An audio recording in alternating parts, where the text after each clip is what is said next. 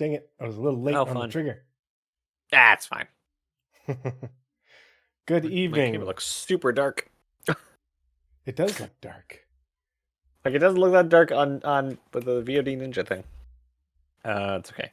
Well, it's so fix weird it in. how What's the opposite of post? From program Live? to program, it changes. Because I'll be looking at it. I've been messing around with Camera Hub and trying to make it so that way what OBS has is exactly what my Camera Hub shows, and I don't have to mess around with settings over and over and over again because OBS always forgets.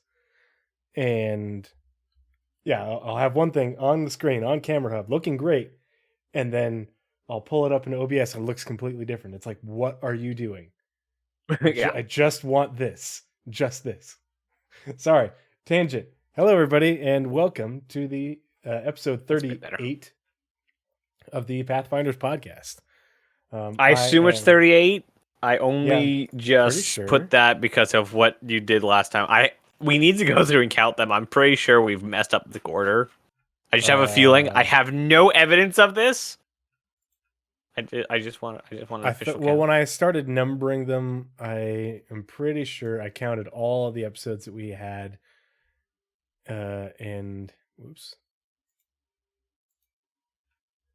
I got everything that we'd done, and so I'm pretty sure we have a couple. We might be plus or minus one. Yeah, we have a couple of categories in the doc that are floating around. The interview is shiny, and the other ones. I downloaded all of them, and we also have December description and January 2nd description. That aren't categories. And I started the count back when I assumed back in September? So I've been going since then. And so I'm pretty sure I had an accurate count when I started then, and I've been going since then. So I'm pretty sure we're close. We should be close. But yeah, most likely episode 38 of the Pathfinders podcast. I am Tree0311 here with my good friend and partner in crime. That's you, Nazeris. Hello, everyone. I am Nazeris. I'm counting things, and there's like 5 things that don't have numbers on them. Hi, how's it going? Welcome to Pathfinders, where we do all of the things that make everyone else insane, and we just do it anyway. By all those things, we're the Pathfinders, and we are charting the way through all the nebulous information surrounding Star Citizen and its development. And so part of that development is the monthly reports that we get. And if you are watching this now or watching this later, you are probably a fan of the information that we get in the monthly reports, as Nazeris and I both am. And we enjoy reading these and learning more about the development, how it's progressing, and what they're up to. And, especially the Squadron run as of late. Like the Squadron, the last 3 for Squadron have been just imminent, I suppose I could use. Squadron's imminent. The descriptions of the UI stuff is what gets me really excited.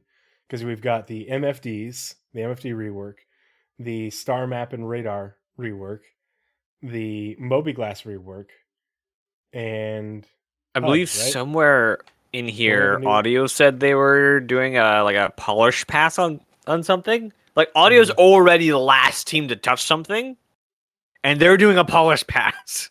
Yep. So, I am very excited for the CitizenCon. Very excited. And speaking of CitizenCon, sadly, I was recently made aware that I will not be able to go, and I'm super bummed. Yeah. So I have a work conference. Well, it's not for work; it's for a volunteer thing that I do, but it's an obligation. It is a serious obligation to the industry in which I work. But this is the last year I'm going to be doing it, so I didn't want to miss out on the.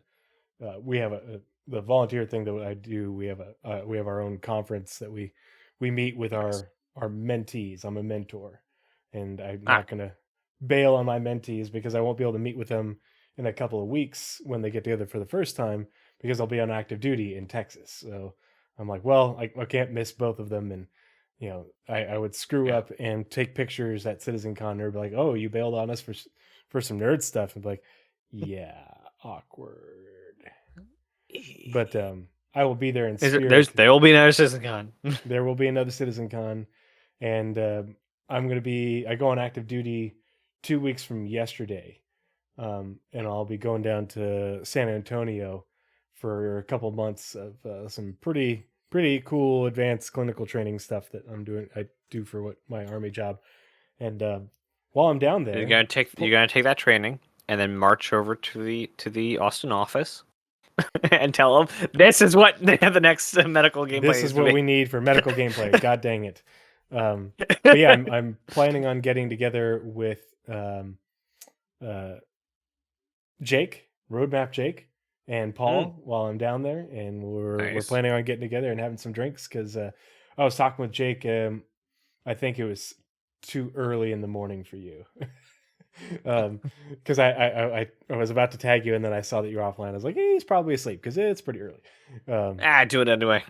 But yeah, Jake and I in the morning. I was talking with Jake and Paul because we had a question about something, and I should have taken notes because I was like, oh man, wish Nazeris was here. But Jake was like, oh man, are you and Nazeris going to be at CitizenCon? I need to buy you guys a drink. And I was like, yeah, so I'm not going to be there. God damn it. And I was like, but I will be in San Antonio next month. He's like, oh dude, we got to get together. I was like, yes, I get to, get to have a drink with Jake and Paul, in lieu of CitizenCon. So that's the idea. My attendance is currently up in the air. So I don't know yet. Yeah. If not this year, then, so it's Los Angeles this year. So next year it should be, what's the city in Germany that they have the studio? Frankfurt? Frankfurt. There we go. Well, I don't know why I always want to say Hamburg, but it's like no. But you know what Hamburg does have? It has the largest model train set in the world. Ooh. There's no sane man on this earth who doesn't think that trains are cool. That's fair. I question your sanity if you don't like trains, but you can't let your opinion of trains be tainted by trams and such in Star Citizen. Don't let that taint your tainted love for trains. But yeah, so tangent. But yeah, we're gonna do the monthly reports this evening, and so I'm gonna go ahead and pull those up on screen. We'll transition to the other screen. While transitioning, speaking of the monthly reports, what do you think of the new doc layout? The what? The new document layout. Oh, document layout. I was like, docking? What? How did I miss that? It looks good. Yeah, so I can't easily put this on screen. But yeah, Nazeris is Nazeris always, what's the word? Collates? Is that the right? That is a word, yes. Yeah.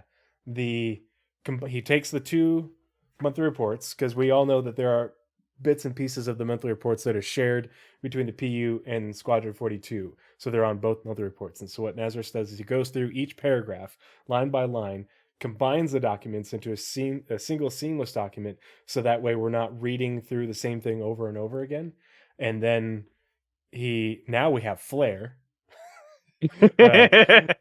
With Flare on the document, so that way things are like color coded and there's a legend and all that, because I always get confused. I'm like, wait a minute, is this my paragraph or is this your paragraph? Oh crap. Nazeris added colors to it to make it easier for me. I went through, so I put more work into this one than I have any of the previous ones, because all the text is now colored for Star Citizen and Squadron or both. So we now can tell you, the audience, which one is in both, instead of just leaving out where it comes from. Something I noticed the last 2 month report read-throughs were saying, well, this is from Star Citizen, this is from Squadron. Now we can say, like, this is from both of the reports that, is shared between the 2 projects. Because even though they share the same code base, the end goals are vastly different. So having stuff be shared is also a good kind of identifier for what's coming into the PU sooner rather than later. because stuff that's being worked on for Squadron is going to be done faster. So I thought it was pretty necessary. I basically standardized most of the stuff, and this is the first time I copied the monthly report and the images came with it. Nice. So that was super cool. Work that way. Lots of what's the formatting? Lots of formatting this month I had to do. But yeah, to get into it, as we do, I do like to read the headers. 40? Yeah, PU. The PU, yeah. Before you get started, to read the headers. Can we just take a second to admire this image? Oops. Of the Lorville skyline. It's at the top of the monthly report. Like, clouds not still need to do all of that pixelation stuff, but the Lorville skyline just looks cool. I mean, it looks as it should. Yeah, that is such a great mix of, I mean, it has a serious Blade Runner vibe. I almost feel like it has more of a Blade Runner vibe than ArcCore does now. So I'm pretty sure ArcCore is supposed to be more cyberpunk, and Blade. Yeah, I agree. Person's supposed to have more Blade Runner. Yeah, especially with the. But yeah, it's and yeah, not quite like. There's a different planet that has the Coruscant kind of imperial kind of vibe to it. It's not ArcCore. Like that the rounded tops of the buildings thing that Coruscant has. Mm-hmm. But I'm pretty sure ArcCore is supposed to be a little more cyberpunky, less Coruscant, less Blade Runner. Yeah, but yeah, I had to admire that image. Absolutely. And like this is in game, this is in engine. This isn't like that's in a couple months. Like that's like we get that before May. That's confirmed. Yeah. Like that's it. Cool. That's all we get. I'm a fan. I can't wait to see this and fly around it because they redid the whole whatchamacallits, the no-fly zones and everything, and they removed them. Yeah. Yeah, it's great. I love it. All right. So there we go. As we do, I do like to read the headers for all the documents that we do read word for word because it tells us exactly the intention of the document. That's straight from CIG. So as far as the Persistent Universe monthly report, it says February 2023. February was a busy month for all CIG studios, with final bug fixing for the upcoming patch alongside extensive feature and tech work for the releases later this year. Read-ons for everything completed and in progress, including the Lorville rework, a new water system, updates on Arena Commander, and more. All right. And then over the Squadron one. Let's see. There we go. There we go. To Squadron 42 recruits. Subject. Development update 0301 2023. Ref CIGUK CIGDE CIGLA CIGTX. I'm not going to read all that all the time. Anyway. Welcome to February Squadron 42 development report. Enclosed you will find the details on the latest progress made across the campaign, including enemy creatures, saving and loading, and naval behaviors. Thank you for your continued support for Squadron 42. Sincerely, CIG Communications. There we go. All right. And it starts off with me. AI content. On Squadron. Let's see. Squadron. Yes. Alrighty. Yeah, and not only the UI stuff, but the AI is really, really dense. It's intense. The AI this month is intense. Yeah, and it's been dense for a while now, but I feel like it's even more so this month. Yeah. So AI content for Squadron 42, following on their recent work of enabling characters to drink inusables. I'm guessing they're picking up their coffee cup off the desk workstation that they're at and drinking from it, is what they're meaning by that. Well, table and chairs. Yeah. Yep. Chairs are usable. Mm-hmm. Yeah. It's some sort of thing like that, or just the and they've been talking about the what is it, the galley behavior or Yeah. Food line. Now that you've said it, now I can't think of it. Mhm. The food line. God The lunch damn it! patrol. What the what? Who is this? Lunch. What's it? How do I want to offer you a promotion for your channel. Would you like to buy followers and get banned off the entire platform? let's see. How do I ban? Uh, How do I ban That's you? great. Ban. Yeah. Report. Spam. Next. And what? Bots. Next. Great. Selling viewers. Block user. If CIG's AI isn't better than ChatGPT, I'm a riot. It's already better than ChatGPT because it can walk. It can't sit, but it can walk. North End, I may have to give you mod access just because you are perennially here and we have met in person, so I can verify you are an actual human. But oh no, it's terrifying. Anyway, so now that we've taken care of the bot, I'm actually kind of flattered that a bot hopped in here. But so the AI content began setting characters up to use the Mobiglass at a variety of seats and tables. This is actually simpler than drinking and allowed us to get simpler than drinking. And it's easier to pull out your Mobiglass and swipe through Spectrum than it is to drink a glass of water. How futuristic is that? And allowed us to get some great results in a short space of time, AI content. They also completed a large amount of animation polish, including a medic inspecting a patient. Ooh, I'm looking forward to seeing that. Exiting beds from different directions and heights, and sitting on the floor feeling sick. Feeling sick.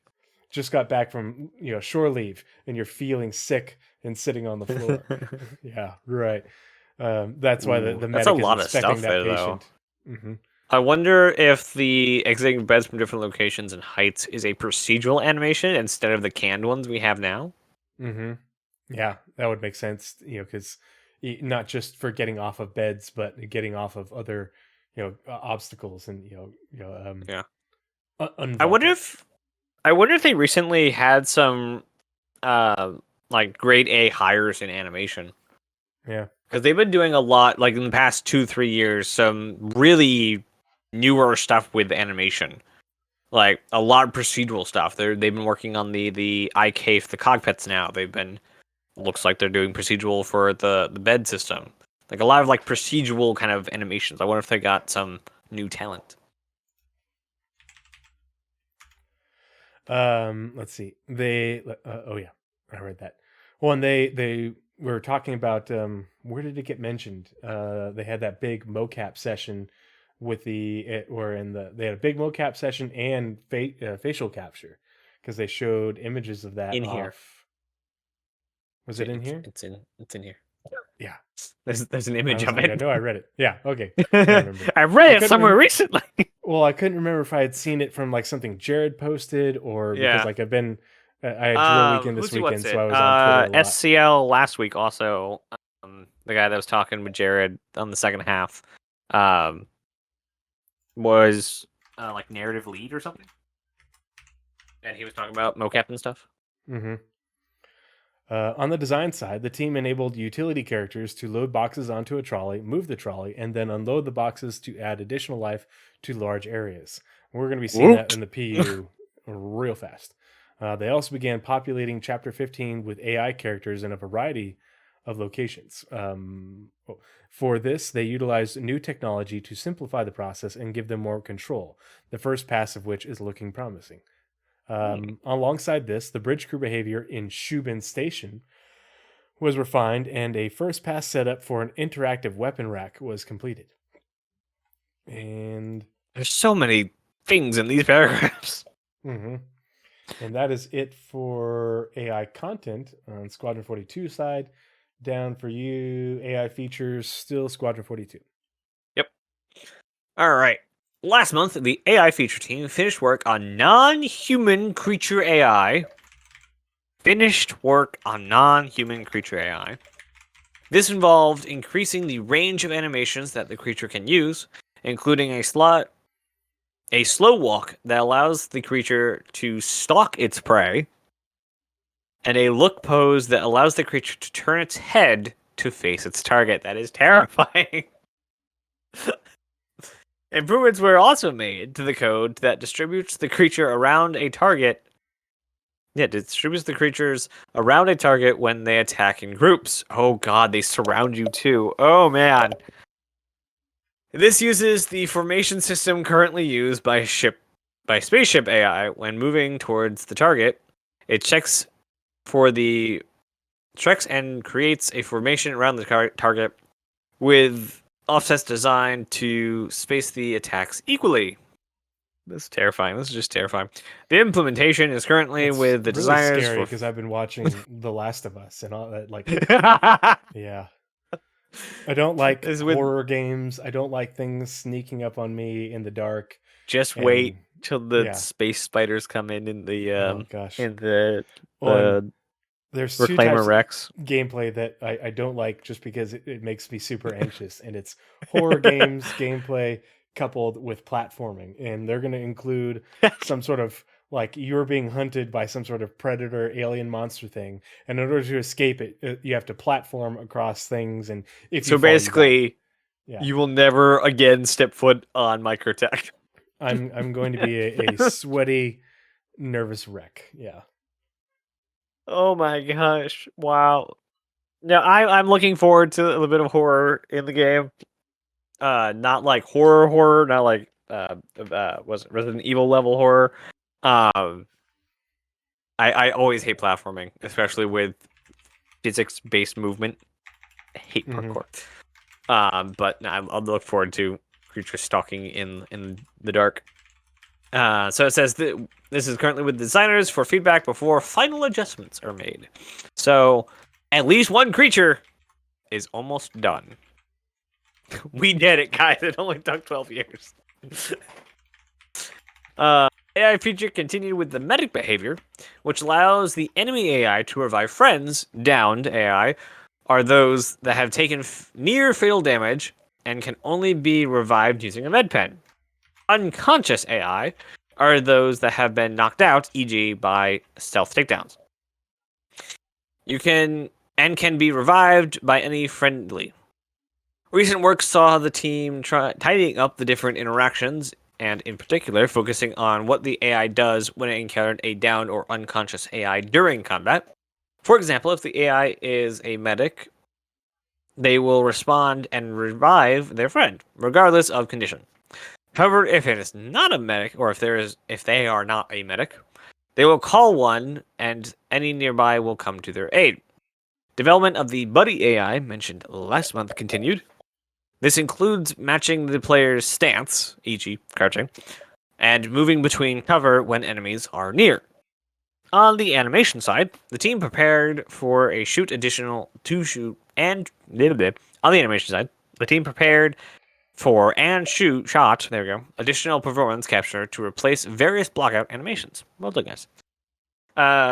Finally, for AI features, the team spent time re-reviewing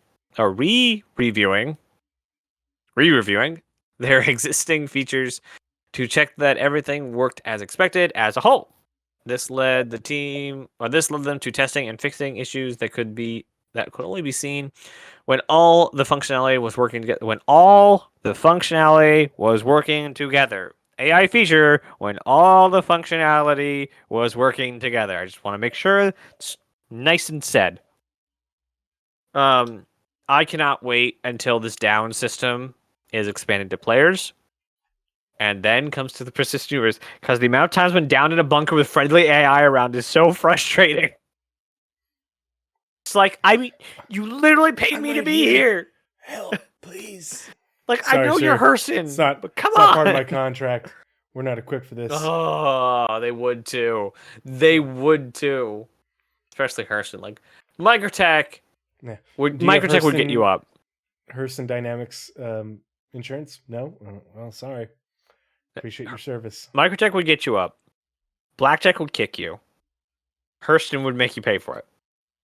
Crusader, if you're down, you're falling in a gas cloud, so... Mm-hmm. They're not sending a ship after you.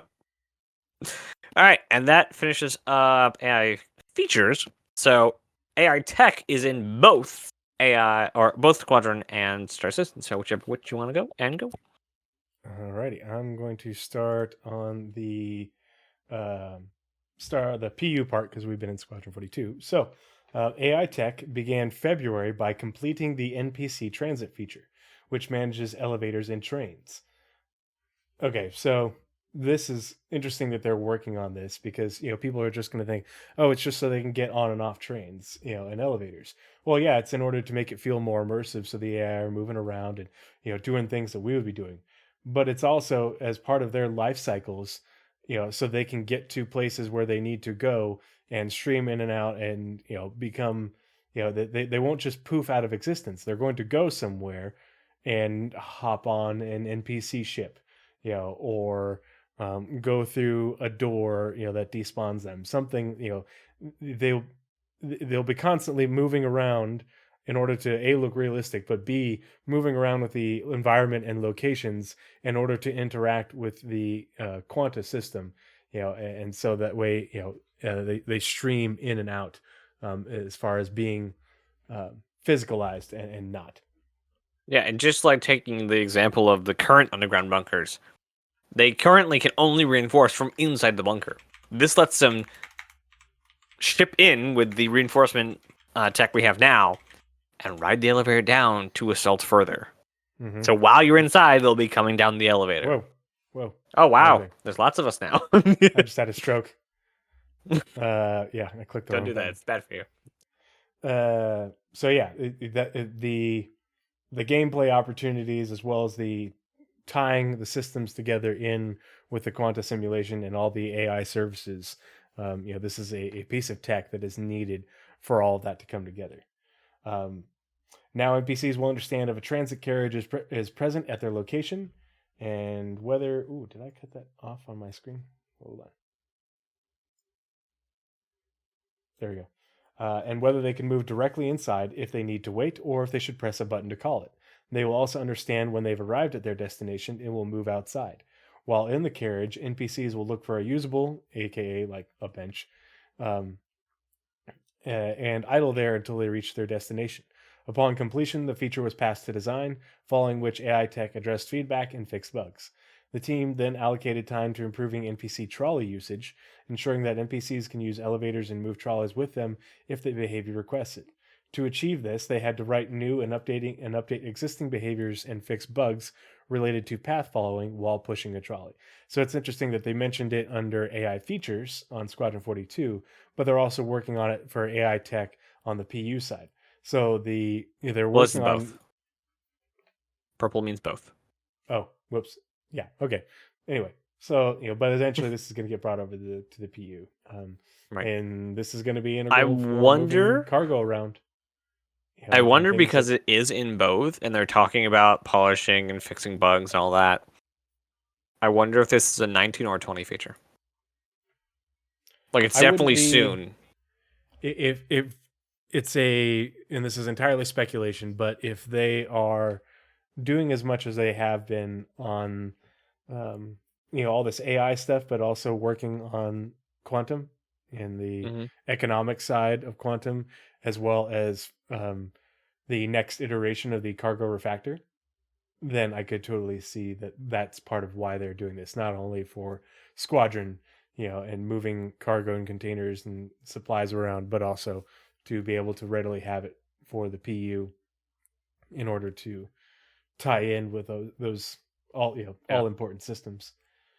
Yeah, it just depends on if it's done enough, and can they actually put this feature into the 18th branch, or does it need further foundation work that can add it in? That will be the definer between. Well, if it's it would be 19. 18 branch if it's 1819. So I would say it's probably going to need to tie in with a major addition of quantum. So probably another branch, but just best guess. Would make 20 a really just good become batch. best friends. Yep. Wait. Did it work? Yep. I heard the sound alert. Hooray! I heard it. I don't know how I Data heard it, Freak, but I heard it. subscribed for a month. Thank you so much for subscribing. Yeah, it totally worked. Cool. Nice. I love it when these things work together. And I forget, does that one play the little animation of the spaceship on the screen? Part of the crew. Part of the ship. Part of the crew. Do you have the Part of the crew. Part of the ship. man. Part of the crew. Part of the ship. Do you have the element on top of the scene? I don't remember. Okay, then probably not. I didn't see the animation for the follow. Yeah, I didn't get the animation. It says data. Son Or of a data. biscuit. It probably just means it's in the wrong order. Sound alerts source has to be at the top. If you open OBS again, we're all going down. Yeah, we're not going to do that. No, we're not going to mess with the sources right now. But that I have to make a mental note to look into that in the next Or couple physical one. days. Yeah. Because I don't even see it in this scene. Weird. But yeah, thanks for the sub, Data Freak, the Prime sub, and let's see, former Marine Sergeant 98 just followed, and first time chat. Thank you so much for joining us. We appreciate it. Semper Fi, brother or sister, but Semper Fi, and yeah, this is what's going on in Star Citizen. We're talking AI tech stuff from the monthly report. And we're just going through both the PU and Squadron 42 monthly reports. So if this is your first time actually joining us, you weren't lurking before, I appreciate you. Actually, before I continue, and we're going to go on a quick tangent, just to remind everybody, if you're fairly new to the channel, new to the content, aren't a part of my Discord, you might not be aware, but everything that I do on both my Twitch and YouTube is for charity. So that's why the thing at the top of the chat says stackup.org, because we are always accepting donations directly from here through Twitch to stackup.org. And then any and all subs and monetization, etc., that I get from Twitch and YouTube also gets donated to stackup.org. I actually need to check and see if I'm due for another payout. Last time I did it was back in December. It was my first payout, and I matched the money that I got with some of my own for a total payout of $100 donation to stackup.org. So if you're here watching us and you're dealing with ads, I appreciate you, because that money goes towards StackUp. If you subscribe, that money goes towards StackUp. If you donate directly, obviously that money goes towards StackUp. And if you don't know what StackUp is, it's a nonprofit that connects active duty service members and veterans with games and gaming community in order to combat PTSD, and also the stress of being on deployment, being away from family, friends, and your community. So it's a really worthwhile organization, and I feel it's important to support them, because obviously gaming is a big part of my life, and I'm not only a veteran but currently serving in the Army National Guard as well. So anyway, back to AI tech. Okay. Oh, so this part is interesting. So the team also finished the base skeleton for Boids, bird-oid objects. Why do they use oid? I don't know where that came from. Which will enable groups of small creatures like birds, fish, and rats. Ew. Because I love how they're all part of the, they're using bird to do all these things. Like, birds, fish, and rats are all part of bird, apparently. I love it. And the bats are just, rats mixed with birds. Yeah, it's like, but I'm already thinking, so they picked things with things that are somewhat innocuous: birds, fish, and rats. But you know what else they're going to use this for? Like, right, spiders, little crabbies, all sorts of. As long as they're bigger than a small dog, I'm fine. Yeah. By the way, those who don't know, I have serious arachnophobia. But apparently, when video game spiders are bigger than a small dog, I'm great. I'm okay. Yeah. The Lord of the Rings spider was a bit much because it was very, very much there. But the movie Ice Spiders can totally handle a spider showing up randomly on my hand one day at work. Okay, not doing it. Spiders in games that are about this big Also not okay when they're eating my feet. It's Minecraft. Perfectly okay. So I have very like specific arachnophobia, and it sucks because it doesn't feel real because I have like imposter syndrome and crap like that. But as long as they're bigger than a small dog, I'm okay. North End Trooper just donated $25 to support stackup.org. North End Trooper, thanks, bud. I appreciate the donation. Going to a good cause. You are the real hero. Okay, so another quick tangent. Yep. Spiders, arachnophobia. What about games like where they're big? So Deep Rock in Galactic. Zelda Twilight Forest, I haven't played Deep Rock. What? Oh, dude, so fun. I know. So many people tell me to play it. I know. In Twilight Princess, they were about the size of a small car, like a golf cart, PTV size, right? It took me a little while because of their shape. Their shape means a lot for my arachnophobia. Specifically, the stance in the legs of the spider. If it has the stance of where it has the legs that go up and down, it's like standing there, mostly fine. Unless it has really thin legs. Because when they were doing the game dev where they were doing the spider in Star Citizen Live, they drew the leg and it was done. I could not. They drew one leg, just one brush stroke, just wink, and I was done. Couldn't do it anymore. And then if they're like fuzzy and spread out, nope. Okay, absolutely not doing that. So we're going to extend this tangent for just a split second because I have already warm. I have a hilarious story that I think chat is going to appreciate, and then we'll move on. Sorry, this is going to be long, but so in 2006, my second deployment, we sailed over to Iraq again. But on our way there, we stopped in Australia, the eastern coast of Australia. I'm like, oh, good, it's Australia. We're good. Yeah. Sea Daddy, yes. I've got another story about camel spiders. Actually, I've got several, but we're going to stick to one for now. So we're in Australia. We're in the outback of northern Australia because we were meeting up with an Australian Army unit that was deploying with us. We were deploying with them and a Brit Army unit that was going to meet us in Kuwait. And so we were training with them out in the outback for 2 weeks before we continued our sailing over to Iraq. And so we were doing force-on-force patrols in the outback, and so we're all camoed up and wearing night vision goggles because it's night, and patrolling, trying to movement to trying to detect where the enemy, the Aussies were, in order to set up an ambush in the bush and defeat the enemy. And so it was good fun training. The Aussies are super cool. Loved working with those guys. But so we're trying to be all stealthy, and we're a bunch of hardened Marines, and been through a bunch of special forces training and all that.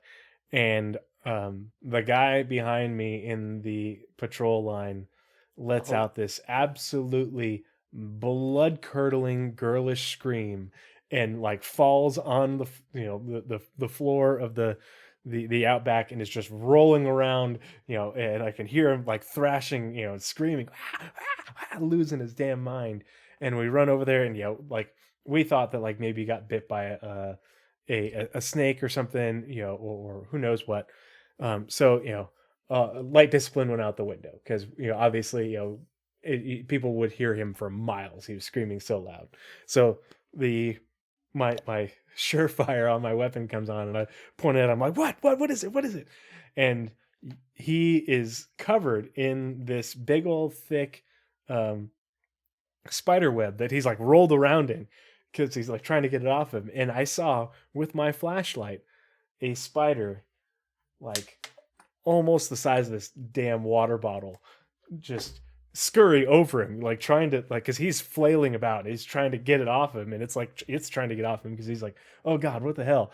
And in the spider's nest that he had walked through, because it was one of those ones that where it goes in between two trees like a vertical hammock, there was a dead bird that was attached to him, by by the damn spider web, and he's screaming. He's like, "I can feel it on me! I can feel it on me! It's running around! It's gonna bite me!" And he's freaking out, and we don't move to help him at all because we're just like pissing ourselves laughing so hard. And we finally like calm down, and we're because we help him get the spider webs off him and brush him off, make sure the spider's gone, and hold up the dead bird for him and everything. And all of a sudden we can, as we're starting to quiet down from our laughter, then we can hear like maybe not even a mile away, less than a mile away, we can hear the Australians, their platoon, just like howling with laughter. And I forget what it was, but like, you found one of the, whatever spiders, bloody Huntsman. Yanks. Yeah, you found one of the huntsman spiders. Yeah, bloody Yanks. Guess we found you. I would probably have to go to the hospital after that for heart problems. I am not even kidding. I thought I was. I'm already having problems right now. Yeah, it was. Oh it was no, that like hysterical. The amount of panic that would ensue the second I can't. Well, and not only that, this is one of our machine gunners. The machine gunners are generally picked from the bigger stock. This guy was like 6'5", 240. He's a big dude. He was he played college ball. He was a linebacker, like big dude. And he's just screaming bloody murder. Big dude, armed to the teeth, wearing body armor and a helmet and all that. But he's just absolutely losing it. So, yeah. But that's like what I imagine when they're talking about the Boyds. And what was the exact quote? Which will enable groups of small creatures like birds, fish, and rats. And so it's like the Boyds, what were the little crabs that were in Oni crabs? Jax's? No, the blind Oni crabs are the floaty things. Yeah. But the ones that were eating Jax's ship in during IAE. Replicators? Remember? No, they're like that, but they're like the little crabs that are attracted to like shiny things and stuff. I forget what they're called, but I forget what the exact name is. Oh, Jax's ship. Yeah, okay. Yeah, you know what I'm talking about. Yeah, Jax McCrew. Yeah. So, okay. You know what's crazy? Crabs don't really affect me though, and they're still arachnid. Like some of them are arachnid. They're delicious. Have you ever seen a coconut crab? Yeah. They're the size of the 20 what is it, 22 gallon, the big steel drums for oil. They're that big. It's freaking insane. I'm not okay right now. By the way, oid, forming adjective and noun denoting an animal belonging to a higher lexicon with a name ending in odia. Humanoid. So it is I never would have thought. It is a scientific denotation. It's a scientific thing. They didn't just make it up. Yeah, it's not just like CIG continues to amaze. I'm not okay right now. Okay, so moving on. Sorry, tangent, but it was just too funny. I always laugh at that story. This required them to implement new components, including a system that allows designers to write rules and constraints related to spawning and movement, which were exposed to DataForge for easy access. Nice. Doing it that way allows them to recreate it for other creatures easily. On the navigation system side, AI tech continued to work on cost area shapes that will influence the topology of navigation mesh triangles. This will enable the Pathfinder to avoid or prefer to use specific areas. As mentioned in last month's report, this will initially be used to avoid fire hazards and to find sidewalks for social actors. Yeah, and they were talking about this is kind of like what they were using for, so that way the NPCs don't like Volta necessarily, they walk around objects. Well, this is kind of like that, but using the navigation mesh. So that way they'll not an easy way to think of topology, it's 2D geometry. Yeah. Mm-hmm. So geometry can have ups and downs. Topology is basically a 2D version of it. Yeah. Even if it curves, it's still a two-dimensional plane. The team also progressed with navigation agent type override parameters, which are used when creating areas with specific navigation constraints. For example, they enable an NPC to transition from standing in a regular space to crouching an event. Okay, so these NPCs that they're referring to in this tech that allows them to do that in the same instance as talking about the birdoids, which we know is going to refer to spiders, and it's like, no, don't go in the vent. Don't go in. Have you, Mr. NPC? Have you never watched a scary sci-fi movie? Don't go in that vent. In fact, don't even put your face near it. That's how you get Flamethrowers win CIG. Yeah, that's how you get a chest burster, Mr. NPC. You just don't do that. AI tech also. Could you imagine landing on Hurston, and then you end up you take off, and like one of your engine cuts out? Like, what's wrong? You go and inspect the engine. You just crabs all in the engine. Nope. No. The scene from Fifth Element where they're torching the underside of the Starliner. Yeah. There's just spilling out these creatures, things falling out of the landing gear and stuff. Yeah. That I can do. I can do that all day. Well, yeah, if I've got a flamethrower, it's different. AI tech also exposed new parameters to specify entity properties during the navigation generation phase. Now the designers will be able to mark entities as included, the default value, the entity is processed during voxelization, and the nav mesh is generated using that object. Excluded, one entity will be ignored during generation. For the navigation system, it will be equivalent to not having found that object and ignoring walkability. The entity will cause the nav mesh to consider it an obstacle. NPCs will not be able to walk on top of that object. Okay, so that's cool. They're expanding on the navigation mesh in order to make it so that way, obstacles, trees and large rocks and other bits and pieces of terrain or things included in the terrain will be denoted to the NPCs as, included, able to, it'll generate a mesh on it. And so I wonder with that, if that means that things that can be vaulted over, or climbed on, that they'll generate a mesh for that, so that way an NPC can climb on top of something if they want. Those are links. Yeah. Vaultings are links. Yeah. And so AI tech for Squadron 42. This is stuff that was in the Squadron that was not in the Star Citizen report. Everything previous has been in both. Yeah. For AI tools, the team progressed their work on Apollo, the subsumption tool. So the reason they included that in there is because I asked I asked Jared about the Apollo subsumption tool, and he mentioned it on SCL a few weeks back. And so he helped clarify about what the tool is. And basically it just makes it so that way they can use the subsumption tool within the editor. So this is another one of those things, like if you watched our last episode when Nazeris and I were going over all the tools and features or tools and tech that CIG has developed in order to build star systems at scale. Well, this is a tool that allows the AI designers and stuff to use the subsumption editor within the game editor, as far as bringing that directly into the game and avoiding a whole bunch of import export time loss. And so that's a pretty cool tool.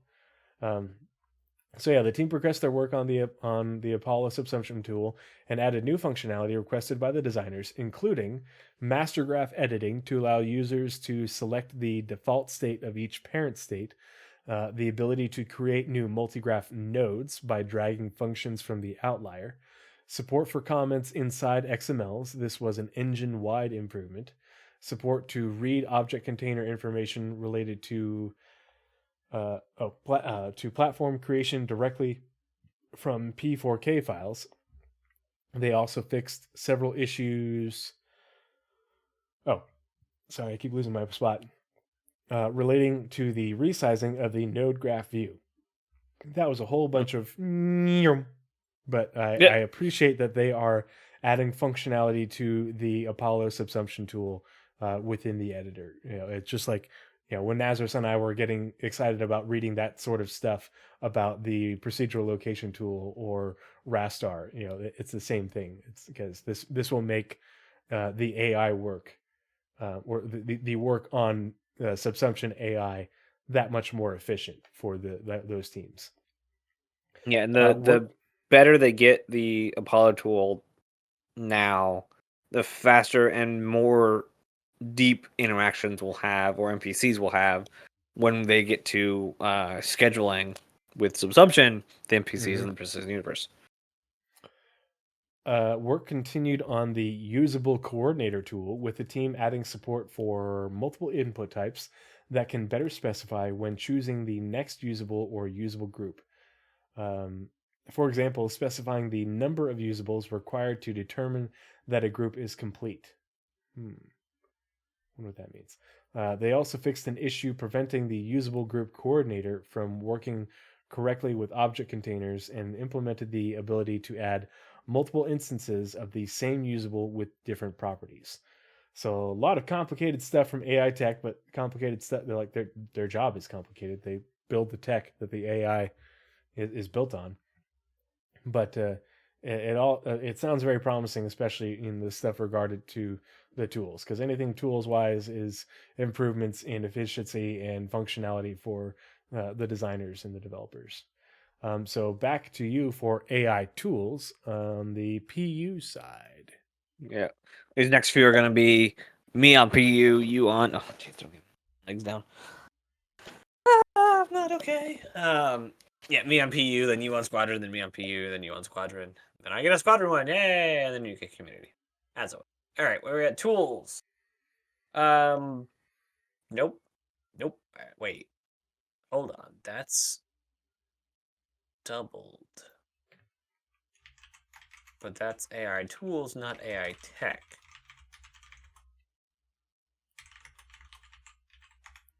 Well, that's interesting. Some of this is doubled. That is weird. Resize that. Work continued. Like coordinator. It's really just the last paragraph. Yeah, the last sentence in tool. I get one sentence. Finally for AI tech, but it's labeled tools. It's fine. Finally for AI tech, the team fixed the navigation issue with 318, including a problem with NPCs standing on chairs. This was caused by the incorrect animation setup of benches and chairs, likely due to a mannequin tag factor or refactor that was not correctly propagated through the usable setup. So once again, they found another reason why the NPCs were standing on chairs. Fixed it. The last time I was in the PTU, there were none standing on chairs, and there were none walking into walls. So, by the way, for those interested, 318 is looking to go live this week. Hooray! So, hopefully. I was gonna say, what happened to your microphone just a second ago? You sounded different when you were reading that. Did you? Yeah, I was up here. Yeah. Oh, okay. I was not in front of my mic. Then back to you for AI vehicle feature Squadron 42. Oh boy, vehicle features. Alrighty.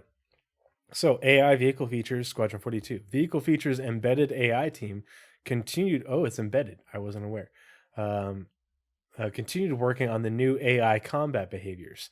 We've had a lot of back and forth with the design teams and directors to nail down behavior tactics that we're happy with, and we are now working to implement and test this new combat AI vehicle features. Ooh, yeah, let me see it. Additionally, the new control surface feature for the vehicle flight system is being integrated with AI. That's impressive. So they are far enough along with the control surfaces for ships that they are able to start implementing the AI use of those surfaces in their flight. That also, the fact that they're doing this for Squadron 42, we are, we're going to be flying in atmosphere, dogfighting in atmosphere and such. And so the AI also have to be able to fly appropriately using the control surfaces. So that's pretty cool to hear about. Yeah, it Additionally, also means that if you don't use control surfaces, you are at a disadvantage to the AI. Yeah. Yep. Additionally, the new control surface feature for the vehicle flight system is being integrated with AI. Didn't you just say that? Okay. Adjustments are being made to the AI movement systems to enable them to fly correctly and reliably with control surfaces rather than thrusters. So yeah, what we just said. I can't wait. That to see should have come before demonstrated. the quote, but Yeah. okay. Oh well. Back to Star Citizen. Ship art. Yay! I like ship art. In PCPU. Switch over that thing. And so let's see. Art ships PU. Yep. There we go. Okay, go for it. Last month, UK vehicle art approached the end of their work on the Argo SRV. Yay! The final art phase is in progress, including LOD 0, or LOD and damage passes, so not LOD 0. LOD 0 is done, including LOD, damage pass, and is expected to conclude with the final gate review no-go in March, aka this month. Please show it using the work in progress tractor beams on ISC. I need to see this. I have a mighty need. Or do it in SCL. The SCL videos we get of in-engine stuff is way better. Yeah, either or. I need to see the vehicle tractor beam tech, and I want to see it on the Argo SRV because I love Argo and I love tractor beams. So give me orange ships with grabby lasers. Lasers. That'd be great. Work also continued on an unannounced ship, which passed its LOD 0 review gate. It's done basically. It's got final art to go. It's review gate and is well into final art. It's basically done. There's a ship that's just done. A new variant moved into LOD 0 phase after passing its gray box review in January. Dealing with work on the exterior and interior is ongoing. Crusader Spirit continued its gray box pass with a review gate taking place at the end of the month, end of March. While there are still a few visual design tweaks to be made, like they said last month, the Spirit is looking in great shape for the review vehicle art team. The team looked at the Misk Hull C Gib to fix any visual issues that occurred during the ongoing technical setup, while the Misk Freelancer is undergoing some interior tweaks to accommodate physicalized components. Greybox on the upcoming vehicle progressed. Testing was done simultaneously on the modeling process to see if the team can reduce LOD impact on production once they arrive at the final content phase. The Apoa Sentokiai is currently in the Greybox stage and is undergoing significant testing to see how far the team can take secondary motion. The goal for us is to make the ship feel as though it was reacting heavily to its inertia. Doing this requires that we apply blend space animations similar to what we do with characters, vehicle arts team. Very, very cool. So what we got with the SRV, basically done. We have an unannounced ship, basically done. We have a variant, which I assume is the pointless Scorpius. Almost done. Crusader Spirit is Greybox complete. Or, yeah, going to be Greybox complete at the end of the month. Hull C getting fixes to any visual issues, so pretty much done. Yeah, Freelancer just to do with like the animations. Yeah, Freelancer getting tweaks for physical components, so not necessarily gold pass, but a pass. Well, so before you continue with that, the Freelancer getting tweaks to accommodate physicalized components. If they're doing the Freelancer to get ready for physicalized components, I think the amount of ships that are very ready from initial build state over the last several years for physicalized components is a lot higher than people really, people understand. I also think it's a little bit of bleed over from doing the whole C. Mm-hmm. Oh yeah, reusing assets and stuff. It's like, we can just plop this in here, things. plop that in there. Yeah. Yep. Let's see. Then we have an upcoming vehicle. Progressed. It doesn't say where it is. Just progressed. And the Santaki Eye. 8 ships we have currently that we know about. Like 3 or 4 of them are unknown, but we have them in the pipeline as is. This is the kind of throughput we can get without doing big ships. This is why they're like Banu Merchantmen or 8 ships. This was the Squadron question. 42 ships and support for resource management. It's like yeah. The ship teams can get a lot of work done. We just don't get to see a lot of it because it's It's always the question: do we take, like they said during last CitizenCon or the last IE, I forget which show it was? Do we take this monolithic thing that won't have gameplay when we finish it, or do we give that same resource check, I guess, to several different things that will have a variety of doneness when they get done? So we have a vehicle, several ships, the Hull C, Spirit, SRV, Santaki Eye, and with its animation stuff. That could have been, we could have had 2 and a big ship. Like, that's kind of like the trade-off currently. Like, we're getting a new studio soon, TM, with the Montreal ship team, but that's still 6 to 12 months down the road. Yeah, we won't see them actually really entering production before the end of the year. It'll take them 6+ months. Wonder if they do the Ranger first. Really, but it'll take them just like with a locations team. They've been building that up, but now they're gonna have to hire, they're gonna have to get people trained up on the tools and the processes and everything. So it's gonna be a while before they get going, but at the same time, this time next year they're gonna be getting we have 8 this the year ball rolling. And wait a minute, where's the Polaris? It's not the starts Polaris next month on the progress tracker. Oh, it'll start now. I tried looking at Polaris, not Roadmap. Or maybe it starts March. I can't remember. It's April or March. But yeah, it wouldn't be on this one just yet because it's not scheduled to start just yet. But right, and this would be last month's. Yeah, it's February. So yeah, Polaris starts beginning of April, so we won't hear about it until May. Yeah, all right. May. So that's back to you with Animation Squadron 42. Okay, and Animaniacs. No, animation. More bendy than. Throughout February, the Squadron 42 animation team worked on various features, including their first creature enemy. This is, I'm assuming, what the thing they've been talking about with the hunting in packs and all that. Vandal searching patterns and threatens, ammo looting, and AI healing. Yay! Animations for AI healing.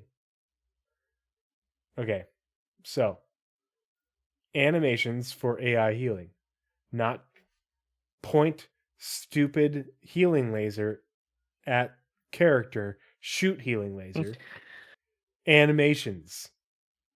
Are you saying we're going to graduate beyond Beam Citizen? We are graduating beyond Beam Citizen for medicine. So for medical gameplay, for a lot of things, but beams are all well and good. I have no problems with tractor beams, and mining beams because lasers are a thing, and the tractor beam is peak sci-fi. Yeah, tractor beam and mining beam makes sense. However, the Sidness mining drone has drills on it, not lasers. Yeah, little cutty feet. Cutty feet. Yeah. Little, I think, stretching it a bit. Yeah, big cutty feet. Big cutty feet. So like the size I've of never, like Buccaneers. Like, dang it, Blizzrad is on a business trip, and I have to remember to clip this We're at just over an hour in, but I was looking at the Sidnus mining droid the other day, and it's got the cutty feet. They look like the ends of the legs look like a chainsword from Warhammer 40K, but huge. And all I can think about is like, what would happen if Blizzrad got a hold of one of those things and decided to use it against his enemies? Because we know, like, if you hang out in my chat, when we do these episodes, It turns anything into a weapon. or in my Discord, Blizzrad was like, okay, so how do I make this into a deadly weapon? How do I turn this, perfectly innocuous object into a war crime? That it's only a war crime if it happens to you, is what he always says. If it happens to somebody else, it's not a big deal. Yeah. So anyway, but so animations for AI healing. So that I would be surprised if they weren't already working on additional healing features for healing, and stuff for Squadron 42. They're just not there yet for the PU because of the whole actor status system, and they don't really need all of that on the Squadron 42 side for AI just yet. They also worked on pro-style takedowns based on the pro-style takedowns. That just sounds so WWE. On the recent unskilled versions, some design changes were made and responses to failed attacks were blocked out. Interesting. Pardon me. Background AI was developed for sick characters, medical wards, and emergency exits for object use. So, the AI healing, background AI for sick characters in medical wards, there's going to be a whole bunch of scenes. I'm totally picturing like a after the battle scene in the medical ward on a station or a Bengal or even on the Idris where the wounded are being run through Vega. Because even in the news report lore stuff that we have from the attack on Vega, they talk about how they the reporters were visiting the overwhelmed hospitals. They're working on that sort of stuff, and I obviously, if you know me and you know my background, I can't wait to see it. The team also worked on the Castak Arms sniper rifle. Every freedom-loving human being should be excited about more Castak Arms weapons because Castak is great. I want my Volt and Reflex bow. Yeah. I mean, I love Bearing just because it's what the Marines use, but at the same time, Castak for the win. And began reviewing the first pass of the Titan animation rig. The team also began working on the Castak Arms sniper rifle and began reviewing the first pass of the Titan animation rig. So I've been here since 2014. I don't care about it anymore. Yeah. But the animation. So the asset like great, it's almost done. I'd rather and the now Ranger. They're working on animating it. But it exists. Unless it can help move cargo better than tractor beams. I don't care. It can make moving cargo more fun because you get to yeet things with big old stompy mech arms versus. I mean, I love tractor beams. I was sold on the Titan armor, and then I watched Avatar. I'm like, okay, I'm satisfied. I don't need the Titan in game anymore. Cool. Like, I'm satisfied. I don't know. I just don't care about it anymore. I'd much rather the Ranger. This is what C Daddy just posted in my chat. Star Wars: The Old Republic healing for the win. Would one of you numbnuts mind throwing me a heal? Oh, geez. That was such a good game. I really enjoyed that game. Let's see. So where was I? Oh, so 0G grenade use for the player was also developed alongside further 0G traversal and movement. Yeah, so I mean, we knew they've been working on zero G movement, but yeah, now we're gonna be able to throw grenades in zero G, and yeah, that'll be interesting. Just watching a grenade, float across a zero G expanse or down a hallway in zero G. Ricochet, yeah. Various mocap data was captured, including a crowd watching a fight. Ooh, bar fights, or better yet, they talked about in previous monthly reports. It was like some sort of behavior for like hobos or homeless people. I forget how they described it. It was a more politically correct term. But now, are we gonna get bum fights in Squadron 42? um, yeah. Numerous walk styles, use of hygiene cubicles, aka the shower stalls, movement and stacking boxes, security weapon racks, and improved threat reactions for civilians. This is gonna be so cool. So much detailed stuff. Yeah. Yeah. By depth the and way, fidelity. Let me just finish this last speaking sentence. on that, okay. The facial animation team worked on lines for enemies in Asiedo. That's that big comm station thing that we've seen. And captured facial forms and locomotion performances for injured and sick characters. More medical stuff. Facial animation for injured and sick characters. It makes me think of the scene from Starship Troopers where what's her name? The redhead is like, she's been, stabbed and is bleeding out, and Rico's holding her and she's coughing and dizzy, and she's like bleeding out of the mouth and she wants one last kiss, and I'm like, oh gross, just yeah. What were you gonna say? So after Stays V2, which includes hygiene, NPC tracking, multiple bites, DNA integrity, medical insurance, cybernetic limbs, and cloning, kicks off last week of this month. AI. I said exciting. Yes. AI off-duty activities hygiene and AI off-duty activities sleeping were worked all through last year.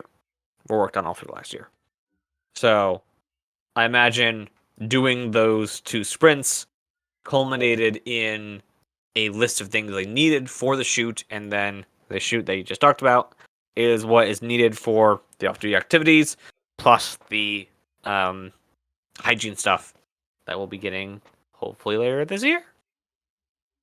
4.0 is going to be a huge patch, or just going to be a very small patch that takes forever, and then we'll have a huge patch after it. Back to you for art, characters, and that's on the Squadron side. Yep. Squadron, yep.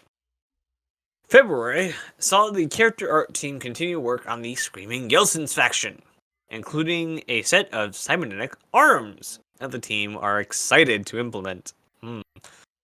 They are currently progressing with the high poly stage for the Navy pilot flight suit and other Navy assets. Work began on the OMC faction and the model for the enemy creature mentioned above. So, for some, they might be like, why are they just starting this now? Haven't we seen all these? They've come a long way since we've seen them. These are probably going to be the final versions. Like, they probably had stand-ins. These are the finals. Yeah, the flight suit final. Yeah, the high poly and basically the gold tier sets. So the flight suit, OMC faction models, and the creature. All going to be things that they will never have to do again. One. And high poly now, because we have Gen 12. Mm-hmm.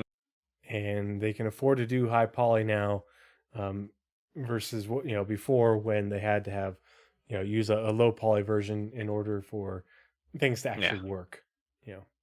And most of the time, in my experience, when they talk about high poly, it means ridiculous high poly. Like, I don't know if you know what Substance Designer is, or ZBrush, where you have insane amount of detail. That is, it's good for a movie because you can render the scene, minutes per frame. But in a game, you're still gonna have to take some of the polygons off. Mhm. So you get this ridiculously high quality, like think of it like a 24K image. Nobody's gonna use that, and you can't stream that over TV or anywhere. So you have to downgrade it to where it's actually streamable in 8 to 4K. So yeah, we get a super high res model in the end, but they're working with a much higher poly count to begin with. That way, the data's there to compress down for a much better image when they get there. So normally that's what they're talking about when they talk about high poly stage. Is they're going way up, and they'll compress it down to a usable asset. Yeah, different levels of detail. Yep. And then you, in your favorite section, the community. Star Citizen. Yes.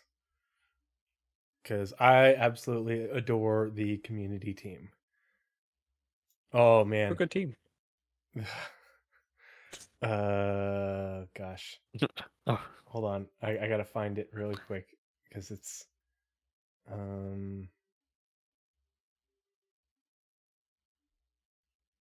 where did I post it? Did I post it under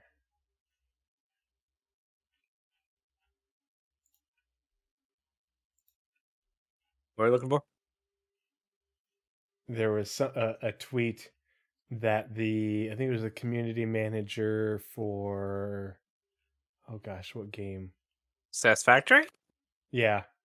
Did you see that Yes. tweet? No, yes, Oh. I know exactly what you're talking about. Gosh, that was funny. I've lost how Discord's over here.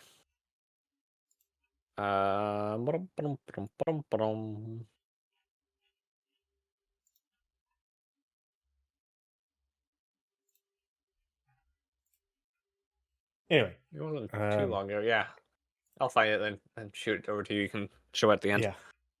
The community team. So throughout February, the community team supported Coramore, Star Citizen's take on Valentine's Day, with a screenshot contest. In tandem, an update was released to the community hub that allows them to spotlight content created for specific events, take over the front page of the website, and collate community submissions for events into an archive.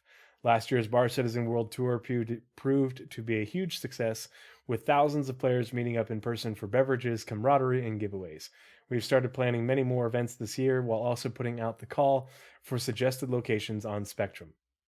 In support of the new salvage mechanic, the team created a starter guide to coincide with Alpha 318 releasing to all waves on the PTU. Alongside standard sentiment reporting and general communications and publishes, planning began for CitizenCon 2953 in Los Angeles, California, USA.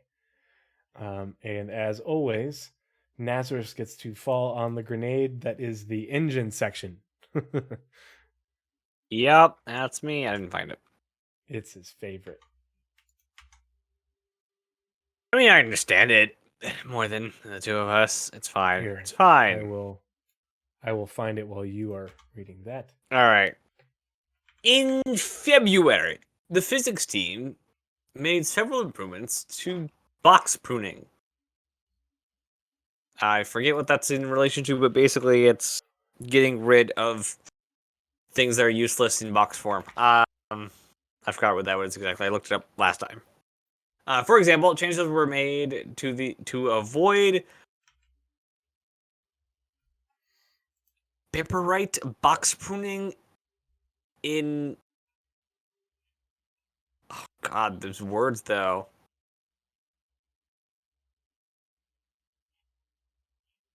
Efficiencies? Gosh dang. To decide when to run box pruning before OBB pruning, object pruning, and to significantly improve box pruning performance in general. Yes, this is the engine page. In addition, optimization included using the spaceship's local space object for IFCS collision, warning sweep checks to reduce the size of the checked volume. Furthermore, support for various unairy and binary distance fields operation was added to the physics system, as well as support for Trepid capsules, aka bios or bispheres. There we go. I can read. on articulated entities, aka legs. Lastly, huge pages are now used for physical entities. Physical entity factories. Huge pages are now used for physical entity factories. Yes. On the render, Gen 12 received motion vector support to render to texture pipelines. Also, redundant copying of render target data for partial refractions was eliminated. Moreover, the team spent time improving ultra widescreen support. Smithy Joe Bob, another streamer, has still more problems with that, but they did fix a lot of other people's problems. As one of the results, rendering of the in-game console was vastly improved, resulting in clearer text display. Improving the visor for ultra-wide screens is still being worked on. And that console update was actually really cool. The amount of readability the console now has, the console that shows up when you hit tilde on the keyboard, the key to the left of 1. It's so readable now. They shrunk the text. It's crisper, readable now. It's great. I know it's a console, I know, but it's still super cool. Improving the visor netware. Lastly, the CPU side code was scattered queries was optimized. For the core engine, further supplemental improvements for performance optimizations were implemented for the remote shader compiler server. I don't think this is a physical server, but a server inside the code. Work on the streaming system improvements started. And the final touches on the P4K V2 support for the internal development tool are being wrapped up. Cool. I cannot wait till that goes into effect and the game gets just better for data transfer and better for the team. It will just kind of take a little overhead off when P4K V2 gets fully implemented. P4K is the base file, the condensed file of the game. So when people extract data from the game, they're opening up P4K files. The team also started looking into more advanced tool support for memory tracking of both the server and the client. And then the only thing that was on the Star Citizen only was the remainder of the time was spent supporting Alpha 3.18. And that is the engine side. I wanted to do a quick search on box pruning. I found it. Nope. Go ahead. So this is the community manager for what's his name? For Satisfactory. And so it's just funny because this is it's not a direct quote, but it's just it's very typical of gaming communities and low information gamers. If the community manager would stop making videos, maybe the game would be out already at first name 1234. And it's just poking fun at people who think that the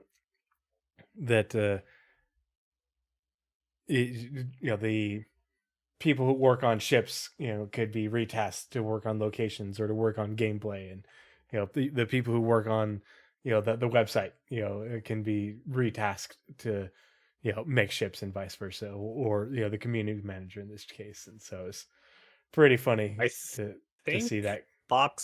I think box pruning is actually going to help with the server meshing, possibly. So basically, it's a way to, I don't know if it's get rid of objects or just call out objects within sectors.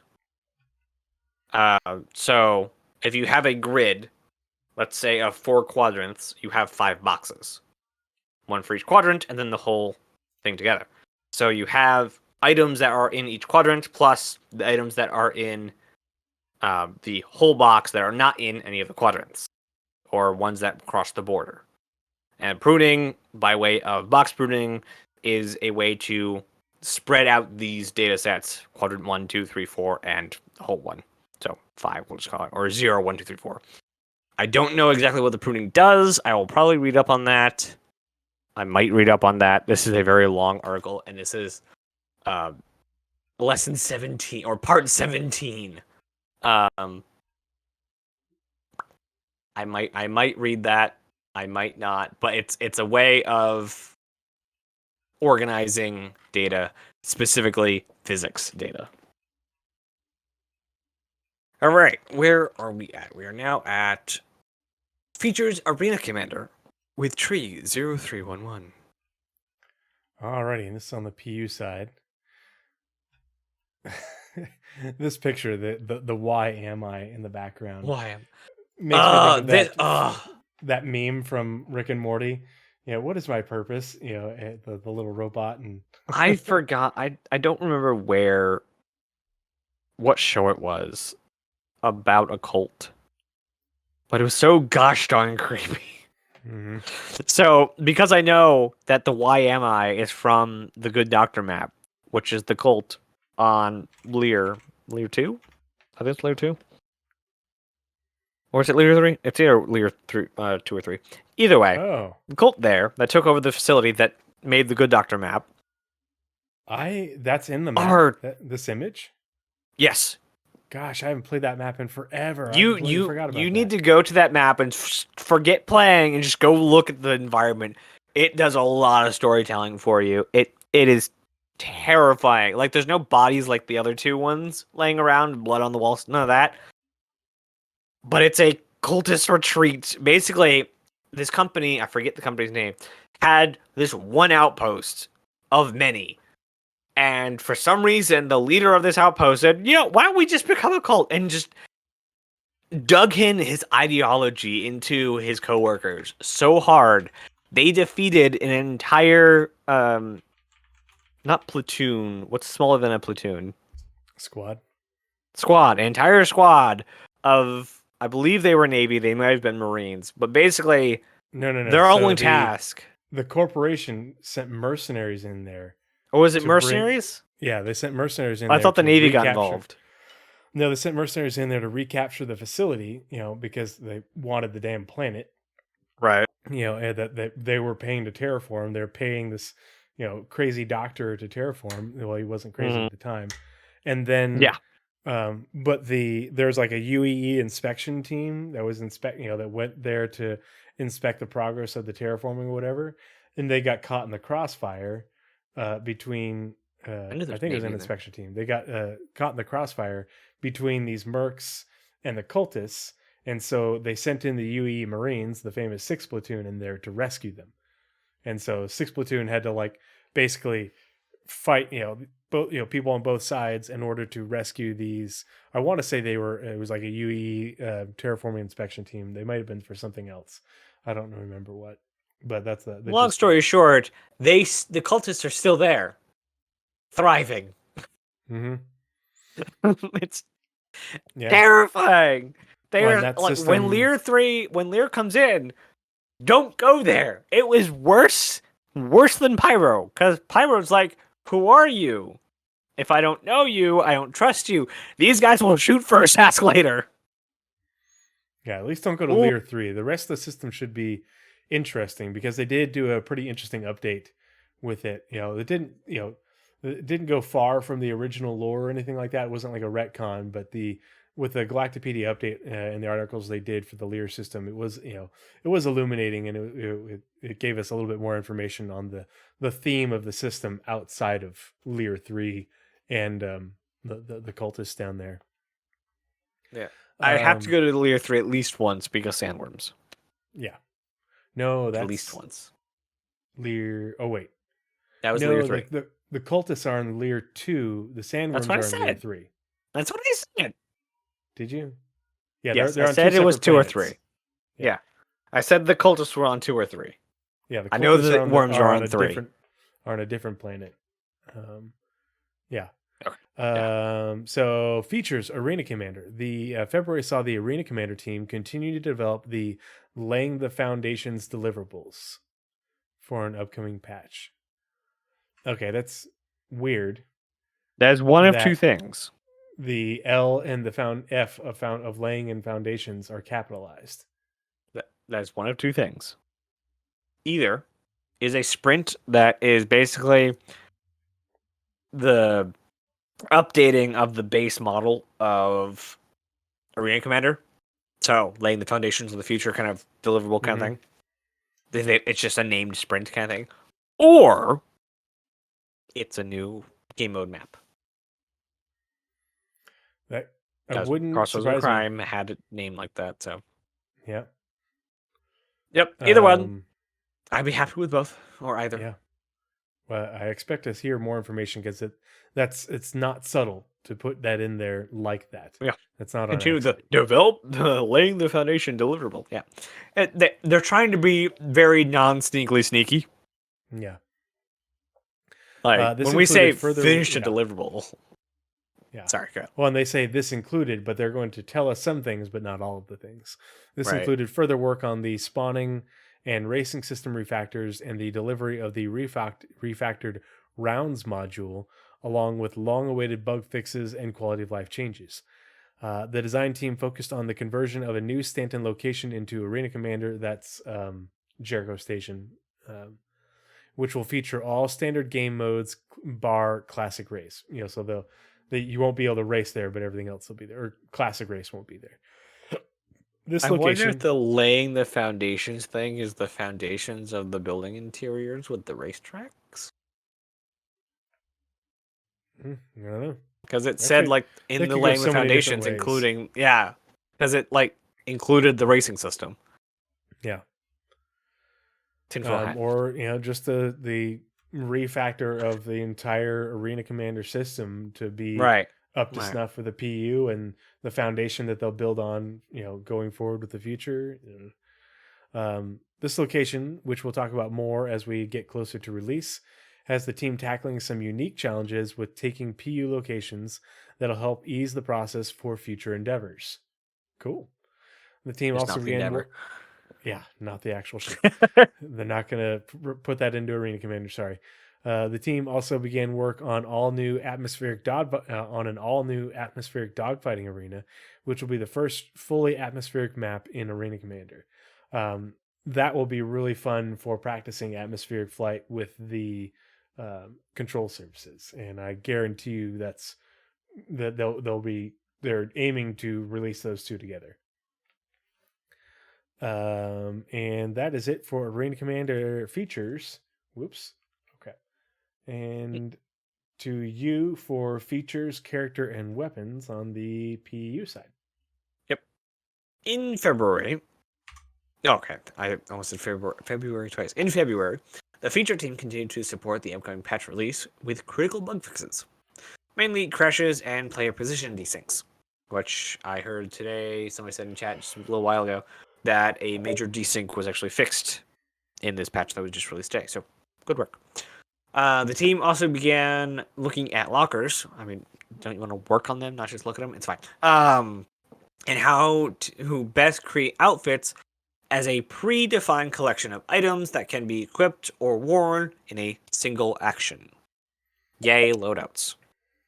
They're currently looking at a combination of item port and inventory system to store and display large to small items. For example, a coat may appear on a hanger just like in the shops, whereas a small accessory or weapon or weapon attachment could go in an inventory drawer. Another inventory aspect in progress is allowing players to perform a reload directly from a backpack or pocket. Yes, please. The amount of ammo I have in my backpack all the time and not on me is painful. For example, if ammunition isn't directly available on their suit, players can perform a slower reload where it retrieves from the inventory. However, this only works if spare ammunition has been stored prior to engaging in combat. AKA, you can't pick it up, throw it in your backpack, then pull it out with the slow animation. You have to put it in your backpack, then engage, then pull it out. I don't know why that's there, but it's there. It's basically just, you can't, if you're going to do a looting while under fire, you want to put it on your suit, not in your backpack. Which means you have to hit, so it means you have to hold F and equip, not hold F and store. Basically, that's what it all comes down to. And with that, we are back to you with featured gameplay, both Star Citizen and Squadron. Alrighty. Let's see. We will start on the PU side. So, let's see. Gameplay features, PU. The gameplay features team continued their work on the tractor beam. Yes. Enabling ship owners to protect their ship items by locking them using lock exterior functionality. Ship items. So, Hmm.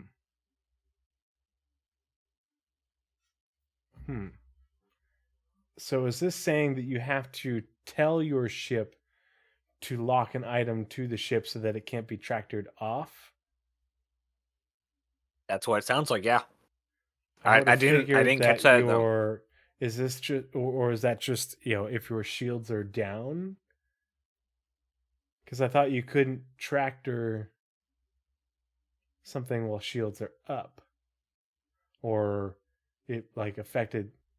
I don't know. That's kind of confusing.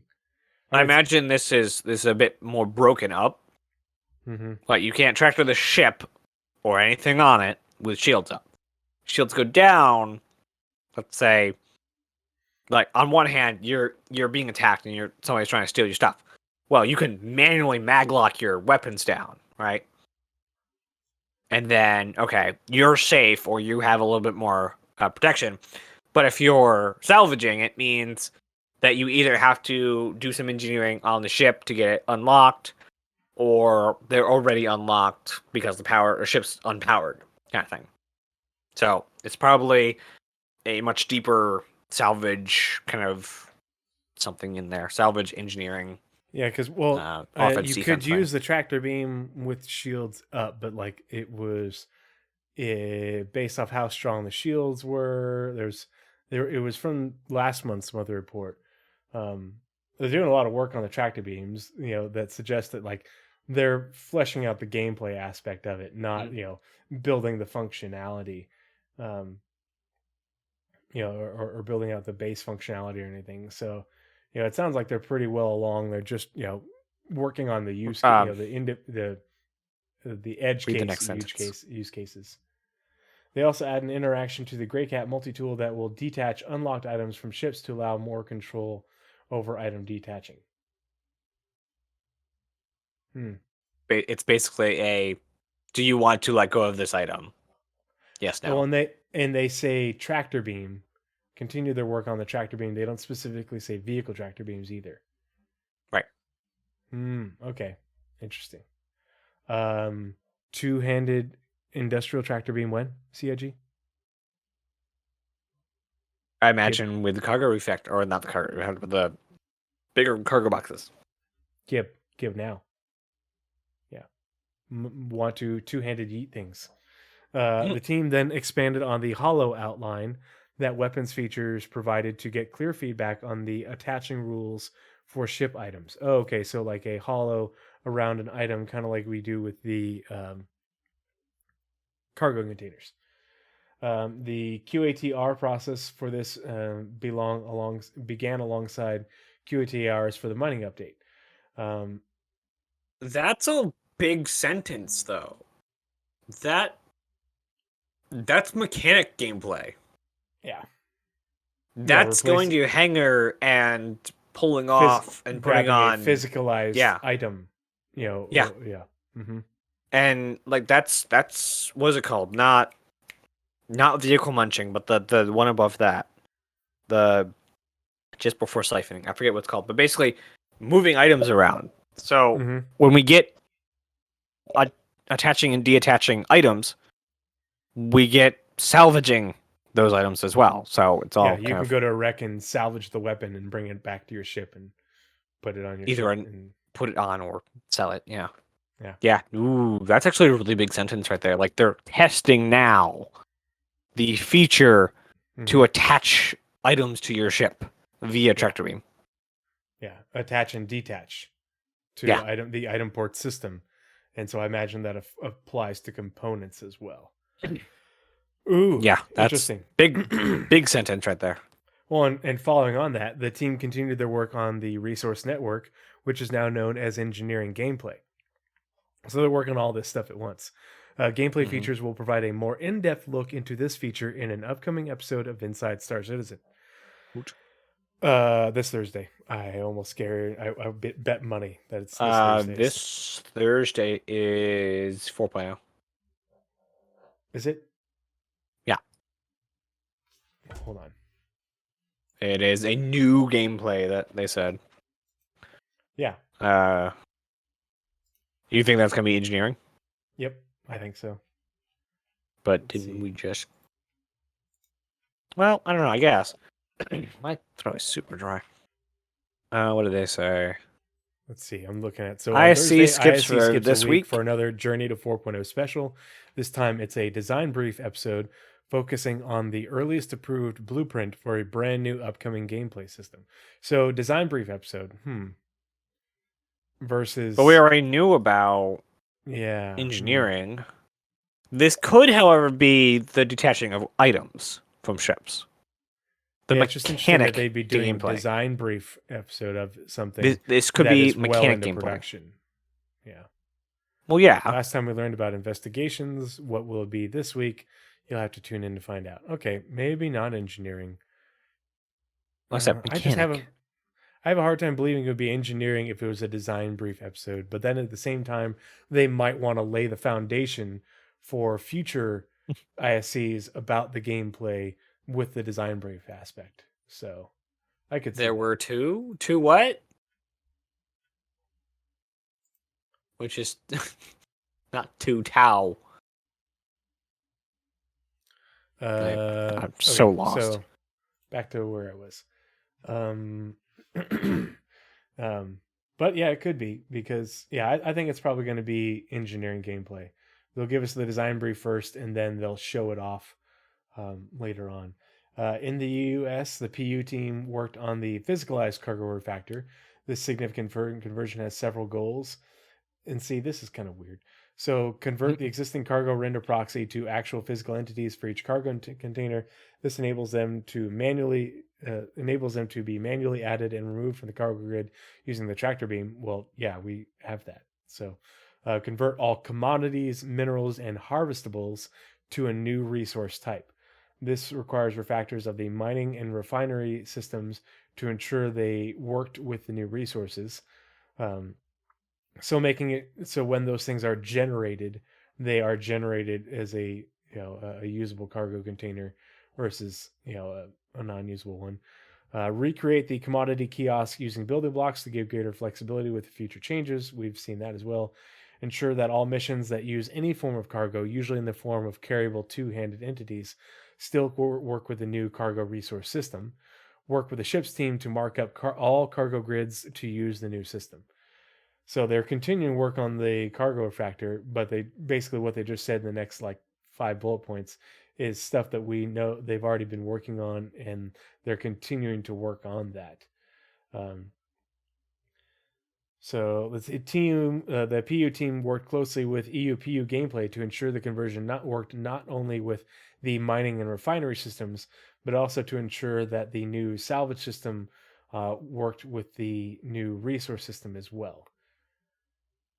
So I wonder if this is talking about maybe salvage bags. And making those interactable and part of, Well, I know or not salvage bags. Sorry, the mining bags, the ore bags. Well, they are now interactable. I've seen them on a C2 full of Quantanium, and then explode. Mm-hmm. So they do read as full of something specifically themselves instead of just the ship having it. Yeah. I don't know if that's part of the update, but that is the thing that happened in 3.18. Yeah, I don't know why they're being so very nebulous about the cargo refactor. Mm-hmm. Like they're being very, we're working on something to do with cargoes. Just we know you're working on the cargo refactor. Just tell us in plain English where you're going with it. Where you're going and where you are. Like all this stuff, it doesn't we've seen, like you said, we've seen most of the stuff in game, whether that be in 3.17 or 18. Yeah. Like, just come out and say where you are if you need more time to do something, just like this is the problem. You're not just telling us what's up. It almost feels like this paragraph should have been in a previous monthly report. Because like it goes on, it says, once we had confirmed that cargo is properly working with the cargo grids, Chris Roberts pointed out the fact that since ships were always destroyed upon death, the majority of cargo was destroyed, thus reducing the amount that players could interact with the new system. So we worked with the Arena Commander feature team to implement soft death on ships. This ensures that the majority of the time a ship is destroyed and enters a disabled state, which preserves all of the cargo within the ship so that it can be retrieved by interested parties. USPU. This should have been 2 months ago. That's 2 months ago. This is not new. When this should have been the monthly report right after we saw the ISC about soft death. Mm-hmm. Yeah. Why is it here? I don't. Yeah, I'm very confused. Anyway, let's go over to gameplay features. Squadron gameplay. So, last month, gameplay Wait, no, scroll down. Wrong thing. Last month, gameplay features continue to work on save and load, getting the subsumption missions restoring correctly and back to their correct state. They set save points up in one of the missions and passed it to QA to see what wasn't loading back in correctly so they could debug and fix it. We're now getting the save time down and saving the background so there isn't a long stall each time. Gameplay feature team. They also implemented a tutorial feature for the designers. At opportune moments, they'll be able to slow down and pause the game while bringing up instructions for a particular piece of gameplay functionality before continuing when the player achieves what's required. They also set up consoles and datapads to run mobiGlass apps. This allows them to access the same functionality from different places or even create console-specific apps. The new star map was enabled as the radar in the Gladius, which can transition between radar and full screen modes and power on and off. The initial implementation of the new display markers was completed too. Further polish was done on the seamless transition between the player camera and cinematic camera based on the cinematics team's feedback. For example, they improved the appearance when the player is moving over standing still.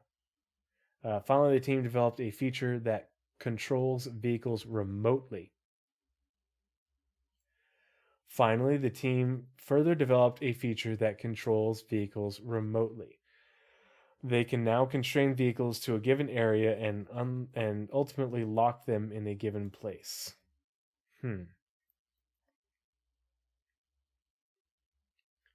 That sounds like drone work to me.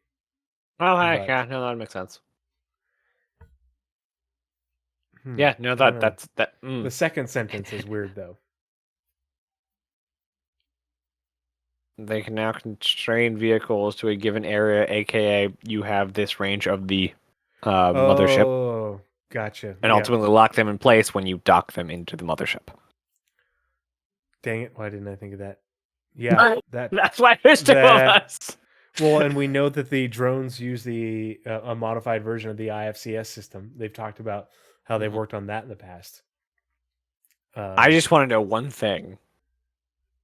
How do the drones get out of the carriage? That's all I want to know. The same teleportation beams that medical gameplay uses to get the medicine into you. They teleport. They use the teleportation beam to get the drone out of the carriage. Oh my gosh! They just vibrate really fast. But yeah, North End Trooper says radar map on the Gladius. That's a big thing. Yeah, it says, well, it's there. The star map was enabled as the radar in the Gladius. So the new it's now integrated into it. It's now mostly like very near complete and is now hardlined in to the Gladius specifically because the Gladius is the hero ship of Squadron. Yeah. Well, you use the star map as your radar on the Gladius. It's as well as an app on your mobiGlass. So, but that's a good thing that it's functional to the point where they are using it as the radar for the Gladius, and they're testing it out in that because you're going to be using it as the radar in the other ships as well. As well as the not just the radar on your like HUD up here, the displayed up there, but like they'll use the star map on the big star map for on the Carrack. they'll use that Yeah. or essentially that. Yeah. So Yeah, that's it really is good. definitely a landmark, but maybe not as big as some may think. Yeah. It just it's basically a barometer to like, hey, they're almost done with it. Mhm. I imagine that In would be a February. 4.0 thing. Yeah. I imagine that's going to be a 4.0 thing. But yeah, that last sentence, I need to make sure I screenshot that and tweet that. I wanted to see. We need to see what everybody else is thinking, because I, after you said it the way you did for the second sentence, yeah, that totally sounds exactly like drone gameplay. Sweet. The question is, how long do we get the Apollo? Would we? When in Squadron would we be using drones? It doesn't say player controlled. Gameplay feature. I mean, the team is, yeah. But It's also, a gameplay feature. The only people who are playing a game is maybe. us. Okay, the okay, NPCs okay. are not playing a game. Okay. I'll take that. I'll take that. Makes sense. Many ships have drones, so you could be able, maybe not forced to, but able to use a nearby ship's drones during a mission. Yeah, I'm just trying to think of, like, there are drones. Do they ever put the drone bay in the reclaimer? It's been a long time since I've been in one. Yeah, it's there. It's there. Yeah, so drone bay I know on reclaimers the are there. The drone bay on the Carrack. What other ships? I don't think the Carrack's in Squadron though. I don't think so either. We know that a reclaimer is Vulcan. Is the Vulcan in there? We have no idea, but I mean, the Vulcan. If the Vulcan was getting built, we would have known by now. Oh yeah, no. And because we also have that weird barge that we saw in the teaser that nobody knows what the heck it is. Yeah, that could be a drone. Yep. Plus, we have all the Bengal and Bengal-like ships. Those gotta have drones somewhere.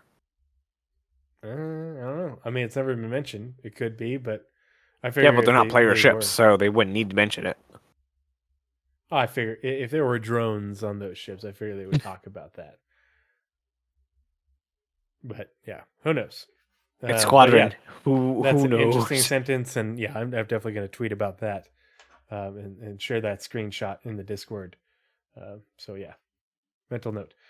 Mission features for you, Nazeris, and that's back on the PU side. Yep.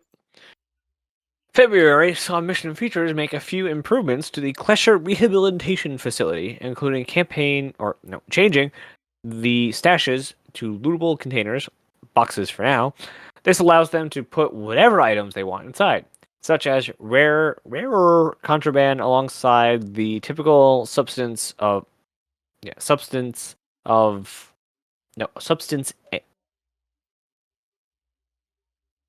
sustenance and oxybounds. There we go. I got there. A full stash would now contain an amount of contraband that can be returned, giving the player another non-violent means to reduce their sentence. Players can now also steal materials from NPC inmates, and should they do it deep enough in the mines, get away without being caught. Is that what they're there for? All right. Given these new options for generating merits, plus new escape mission and Platinum Bay at the nearby outpost, the team decided to increase the cap on prison sentence to further punish those committing numerous felonies, though lighter sentences will remain the same.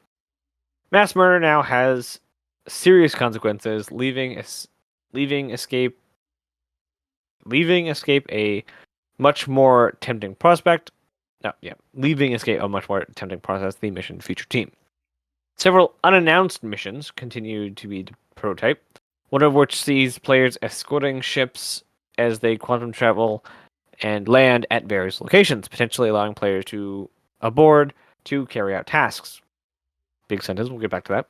Finally, after inheriting ownership of the reputation system, the team began designing out the system as a whole alongside prioritizing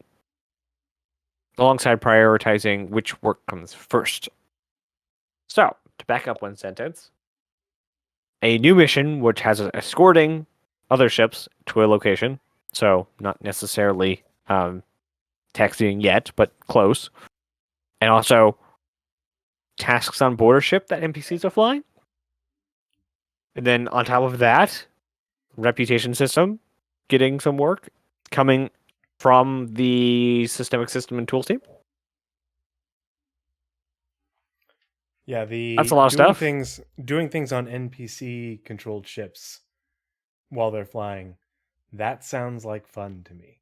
Like an NPC is controlling the ship, and you need to man the turret, or I imagine the first one would be man the turret.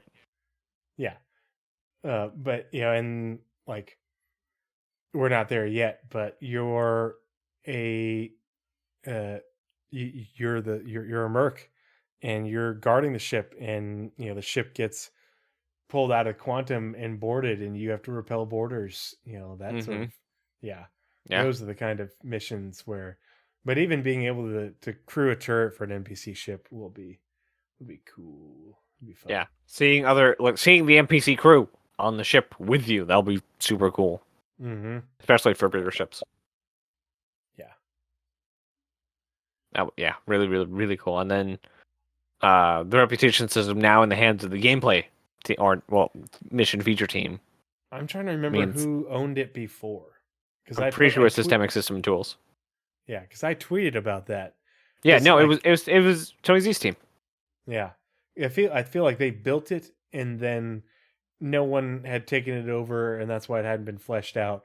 And now finally, the mission feature team is assuming control of it, and they're going to flesh it out with content versus just hey, we have a functional skeleton, and we're waiting for someone else to do something with it. Yeah, so I wonder if it was thought up to go the other way around. Like, the Quantum team would have the authority of it to plug it into Quantum, and then gameplay would plug into it. But I think how it kind of turned out is it's done. Mm-hmm. It has its plugins. Now you go do your half. Yeah. So back to you for features vehicles, also on the looking forward to Star Citizen. Where that goes. So vehicle features. Last month, the vehicle feature team mostly focused on the transit system, which was heavily refactored for the release of PES. As we've been pushing through the various PTU waves to release Alpha 3.18, more and more issues have arisen. Most transit bugs,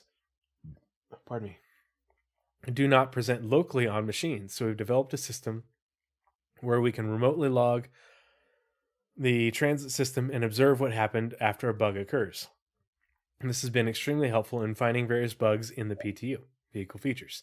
For releases further ahead, new features were added to the flight system, and some older systems were refactored in support of one of the ship team's unannounced vehicles. Santakai? I'd be yeah, well, I know it says flight system, but we know that they say vehicles unannounced need vehicle. Help. Never mind. No, they said unannounced. So we need two-wheel vehicle support. Oh, but okay. The Ranger is announced though. Ah, you're right. And it says flight, and I know. But if it's an unannounced ship, that means I took one too many hits of opium. Okay. Well, and what they said the other day, where it was on SCL, where they're doing some interesting things that they haven't done before. Yeah. That could be really interesting. Yeah. Finally, the MISC Hull C received a significant amount of low-level tech updates as the team worked through its issues. Because the Hull C has all sorts of stuff going on that ship, with all the animations and bits and pieces moving and doing stuff. So I'm sure it has a whole lot of things that they've had to spit polish to get ready for actual implementation in the game. Soon TM? Yeah. Well, it is telling that it says in the PTU, in the quote, and then for further releases ahead, so not obviously 3.18, But where are you reading it's this? so in the quote, it's talking about the PTU for 318. For releases further ahead, new features were added to the flight system, and some older systems were refactored in support of one of these ship team's unannounced vehicles. And then post that, Mm. they mention the whole city. So I imagine, because my brain works chronologically, Yep. 318, post 318, right? So this is sometime post. I would imagine that also is post 319, because Yeah. it's 318 or 319 is 318 plus. Yep. So I imagine Hull C not till 20 at earliest. Yep. That Hull So C's. vehicle features Squadron 42.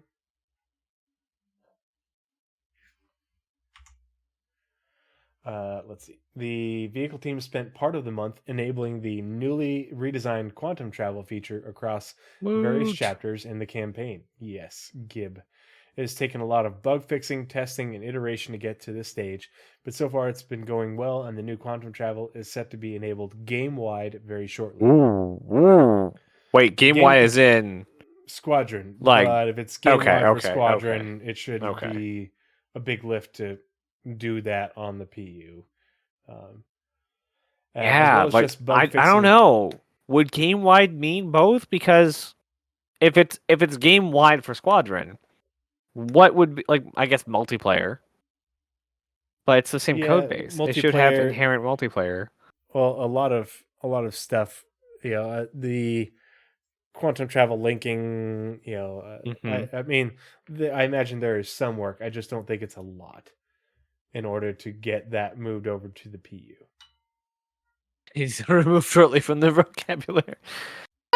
That's not gonna happen. It's not gonna happen. All right. Yeah. Very shortly.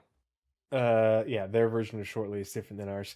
As well as just bug fixing and testing, we've had lots of design feedback from the directors, and we've been making iterations to the UI, controls, VFX, and general feel of the feature.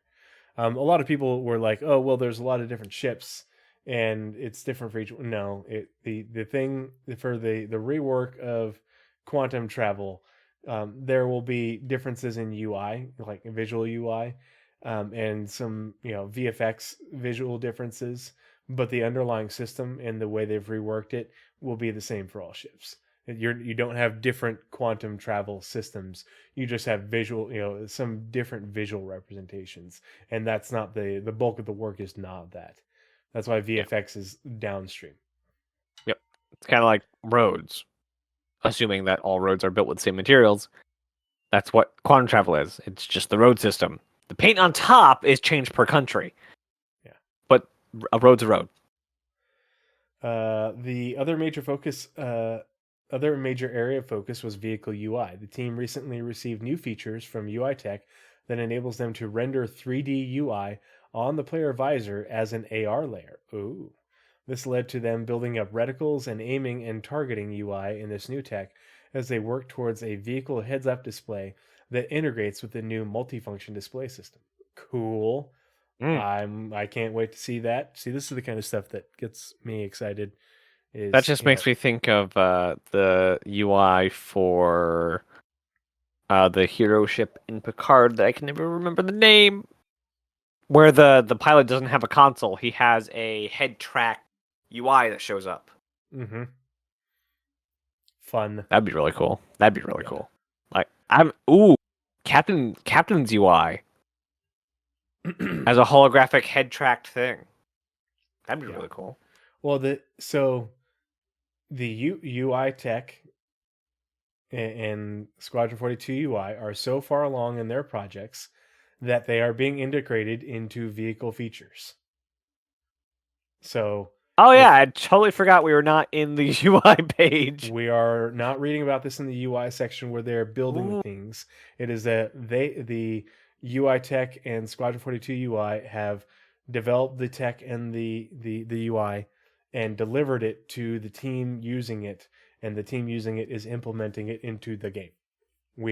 This is a big milestone when it comes to the MFD and the quantum travel rework and all that stuff, because that's gameplay, or the people that build the feature once the feature people are done with it, it is delivered to us, and the feature people for it who are building it for Squadron 42 will deliver it for Squadron 42, and then they'll work on delivering it for the PU.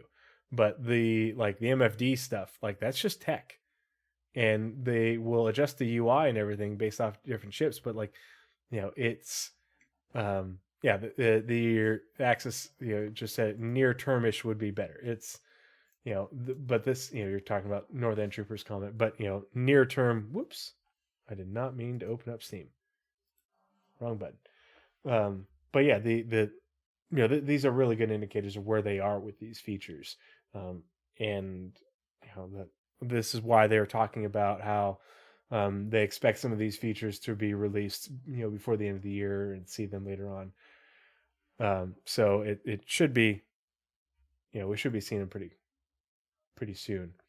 My voice is muffled. I'm sorry. I will try and talk closer to the microphone because unfortunately I pull away from it a little bit. That actually does sound a lot better. Yeah. It didn't sound bad, but that sounds a lot better. And things I'm looking at reading them on my right-hand screen, but my mic is over here on my left. So I have to be cognizant of that. But thank you for the reminder. Caractacus Pot. Thank you for joining us. Appreciate you hanging out in chat. So where was I? Ship radar. No, ship radar. Topic. Unrelated topic. One before. Oh yeah. So on a related topic, the underlying MFD tech is complete and the feature is almost usable in game. The team now have the goal of enabling it game-wide for use in playtests by all devs in the company. Ship radar received, and this is February. So, this stuff will be, I'd be betting money this stuff gets shipped to us in the PU before the end of the year. Ship radar received further work due to requests made by other teams to support their design work. Most of these came from the level design teams and involved mission logic manipulating the radar system to generate gameplay encounters. Interesting. Lastly, the ship recall feature mentioned in last month's report was fed back on, with vehicle features further iterating on it to improve and polish the gameplay. This involved collaboration with the AI, flight systems, and other feature teams. When complete, the player will be able to use the Squadron 42 mobiGlass to call their ship and request it to fly back to them. So kind of like Red Dead Redemption when you whistle for your horse. You're, come here, girl. And, or Batman. Up comes or Batman. The Gladius galloping up to you and asking for a carrot. Or Batman. Or Batman. Yeah. Cowboy or Batman, you pick. Yeah. I'm not partial Batman, but it sounds like a Batman feature. Yes, we do get horses in space. If your horse doesn't have LTI, that's how glue gets made. Oh. Did I offend the horse people in the chat? Yeah. Okay. So gameplay story. Back to you, Nazeris, on the Squadron 42 side. All right. Not narrative. Gameplay story. There is a difference somehow. Gameplay story concentrated on a mocap planning and polish pass last month to further improve their scenes. For example, they updated Chapter 1 and Chapter 13 by completing thorough passes on the characters and reusing animations to make the scenes function correctly. They also created various new scenes by reusing old animations and by using new mocap to add to others. A significant scene in Chapter 12 received a full pass, with a key character guiding the interaction with the player across a new environment. The team also worked on a scene used if the player is injured and visits a medical bay to be healed.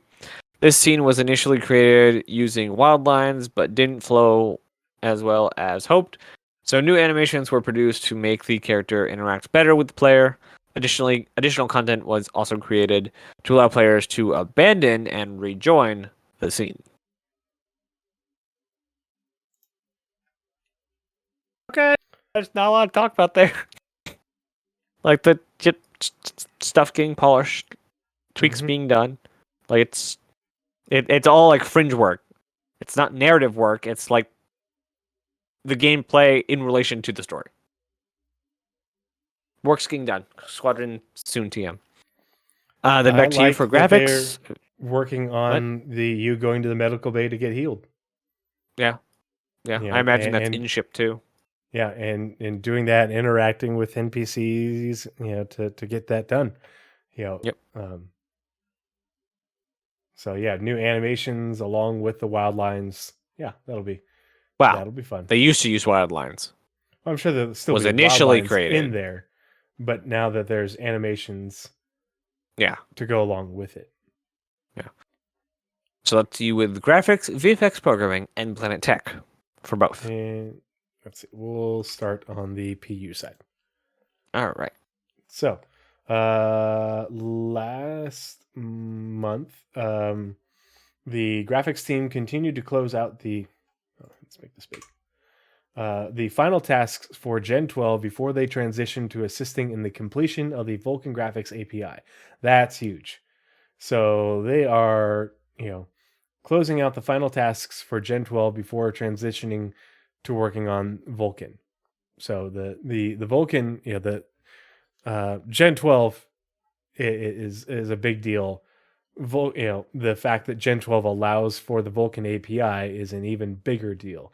So they'll get the Vulkan API in and get it working, and then they'll work on optimizations for both, probably in parallel.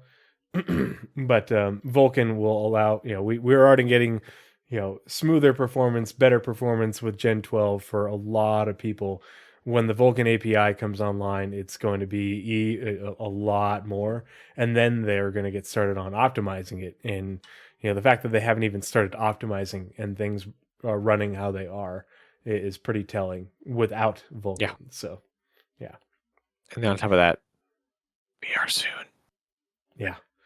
The damage map system was converted to Gen 12, and support for profile groups was added to achieve parity with profiling tools in the legacy renderer. Additionally, the render pipeline was made configurable to allow secondary viewports to balance the desired quality and cost. So finally, legacy lens flares were converted to Gen 12 alongside initial support for HDR. Support for TSAA is currently being added to secondary viewports, which will significantly improve visual quality, especially for hair. Yes. And the team also submitted the first iteration of a new render layer feature to allow easy customization of objects in the world for use with game features such as scanning and the minimap. For features, the graphics team further developed several shaders, including converting Layer Blend V1 assets to the more recent V2 and adding usability improvements to the new shader.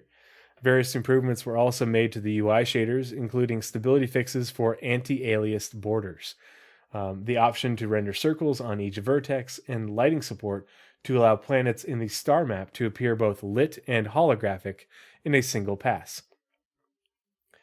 Let's see. For tools, texture processing was made significantly faster through parallelizing, filtering, and compression, which will be a significant improvement for the artists and build system.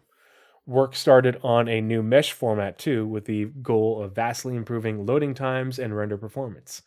The VFX programming team's time was split between Fire, Quantum Travel, and Tool work. For Fire, work began on decal shading to achieve glow, burn, and soot on objects within the scene.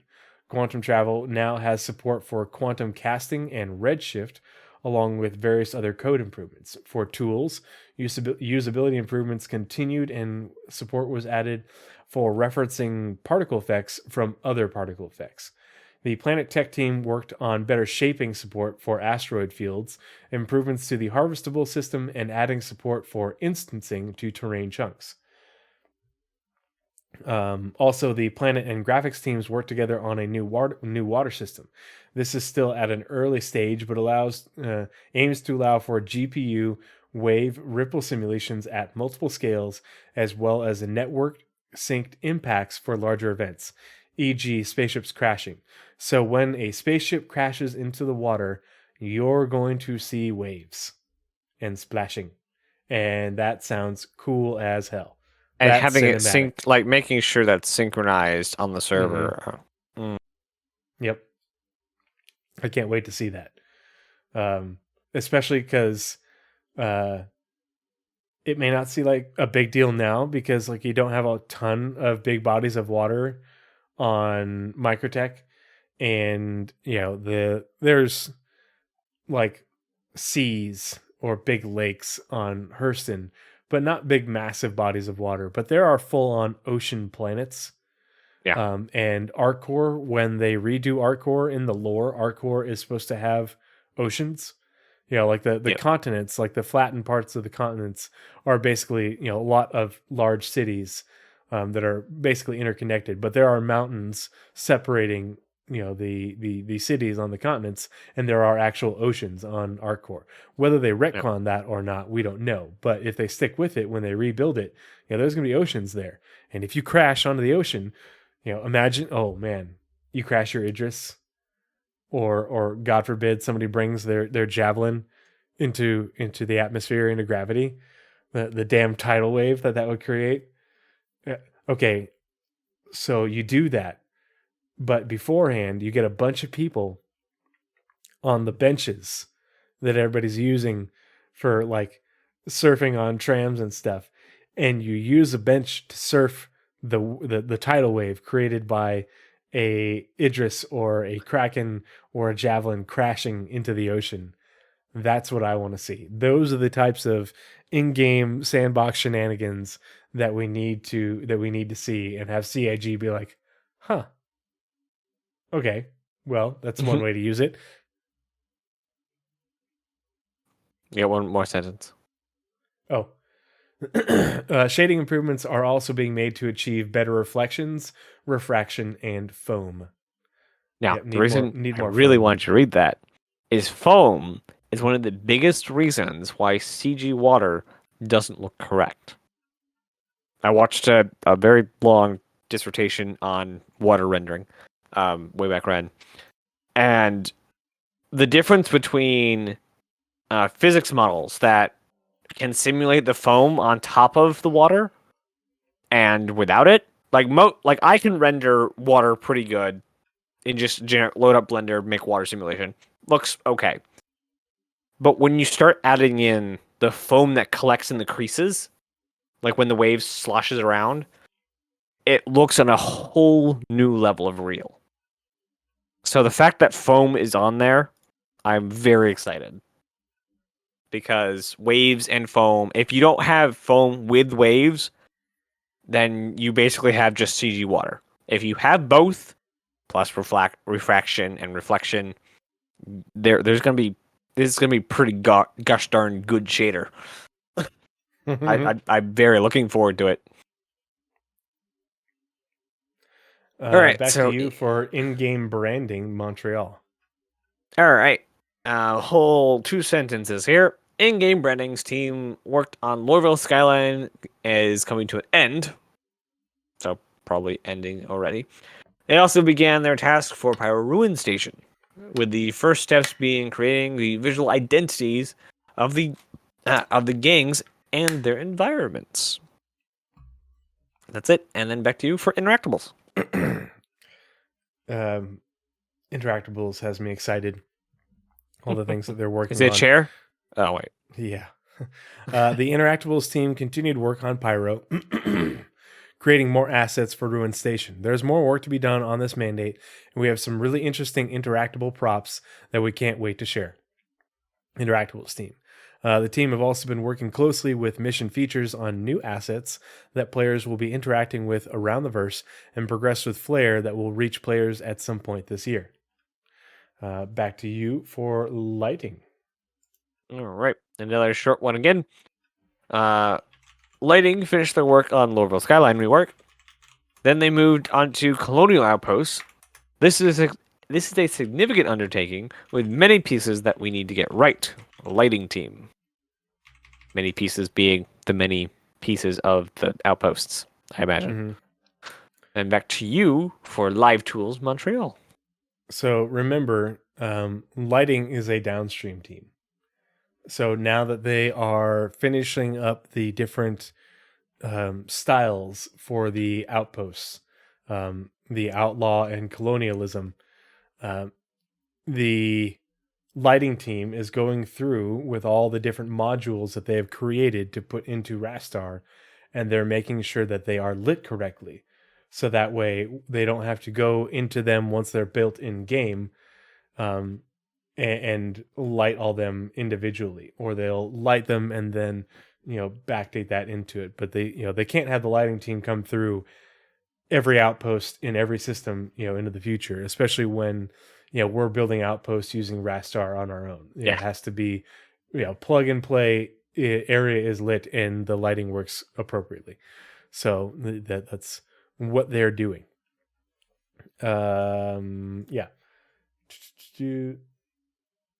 Live Tools Montreal. In February, the Live Tools team successfully implemented the first version of the Entity Graph tool into the Network Operations Center, which is a major milestone in supporting persistent entity streaming. The developers are still working on improvements for other internal tools alongside priority bug fixing to support the release of Alpha 3.18. Next, the team will start on the design and development of new Network Operations Center modules for server meshing. Ooh. Back to you. I still don't understand how people are assuming with the release of that first video in the server meshing saga. Oh gosh. That they're just now starting to design server meshing. They're already making live tool connections for server meshing right now. The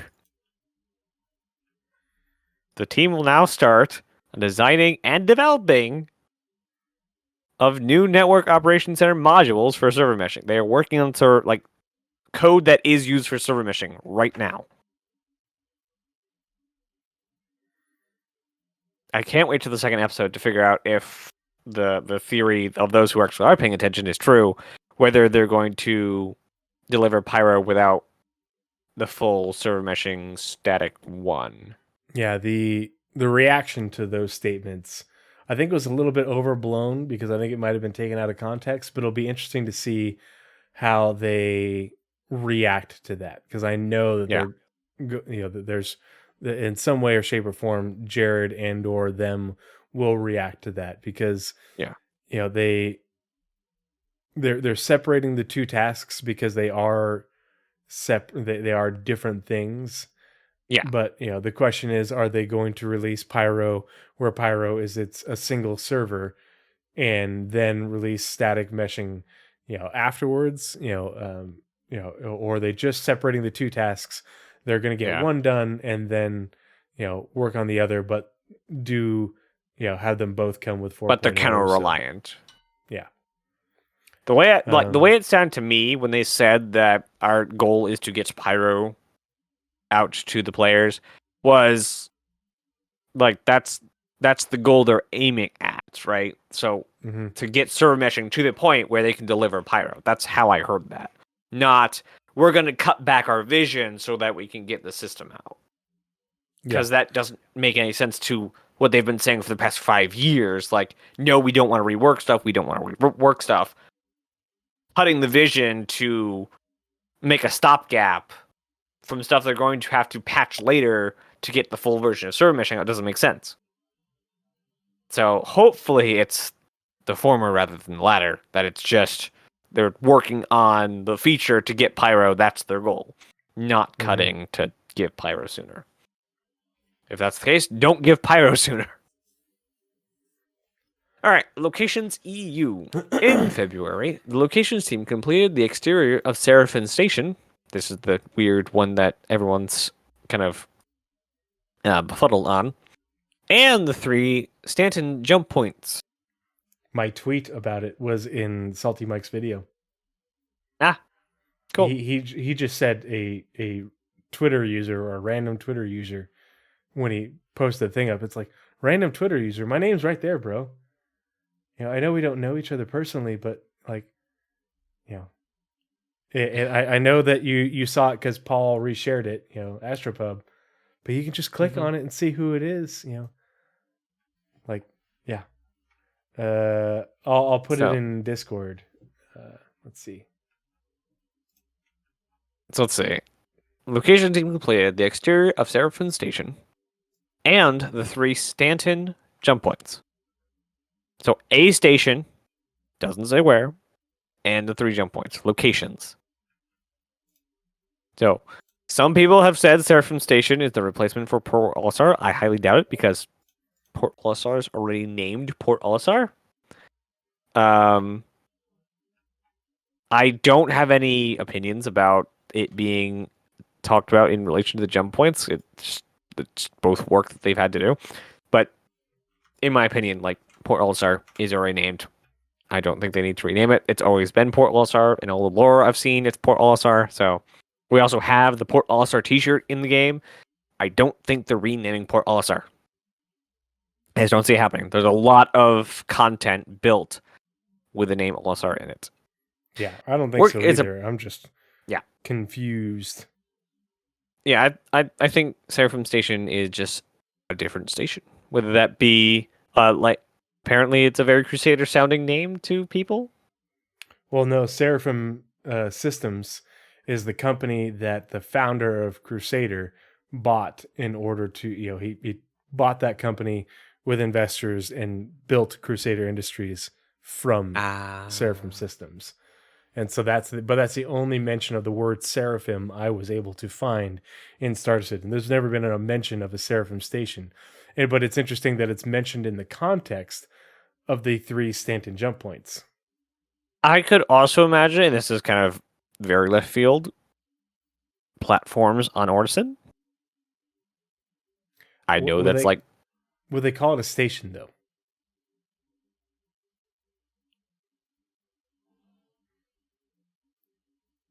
What are the platforms called for Siege of Orison? Platforms. I've never heard them called as station. The only thing I can think of is like Seraphim Station is one of the stations for the Stanton jump points, and there's other ones that they haven't done yet. Like next month, we'll see the exterior for the other 2, or one of the other 2. Yeah, that makes sense. That actually makes sense. And have it be named. That's the only other thing I can think of. So I was thinking that Seraphim Station would be the way station at the jump point closest to Crusader. But the big question for me is, are jump points, do they orbit? So is the jump point nearest to Crusader that, say, Crusader kind of controls? Is it like sort of tidally locked in its orbit to Crusader? Because they orbit at different rates? Because of the Who's You What's It triangle in lore, it didn't drift, as far as I know. The triangle was stationary. The first jump point. Oh, I don't know. Yeah. Oh. But then, if it's stationary, and I don't know, it's interesting to think about, and they just drop a little mention like that. If it was stationary, I would imagine, just like the planets, there would be some sort of agreement upon who has jurisdiction over whatever jump point, or even orbiting. I'd imagine it's still just a jurisdictional thing between the planets and who bought what, who, like, between the companies and the UEE, what they've decided to call out jurisdictional boundaries. Like, who owns the center of the system if you have 5 planets or 4 planets? Who patrols the sun, or who patrols the star, kind of thing. There's got to be an agreement somewhere.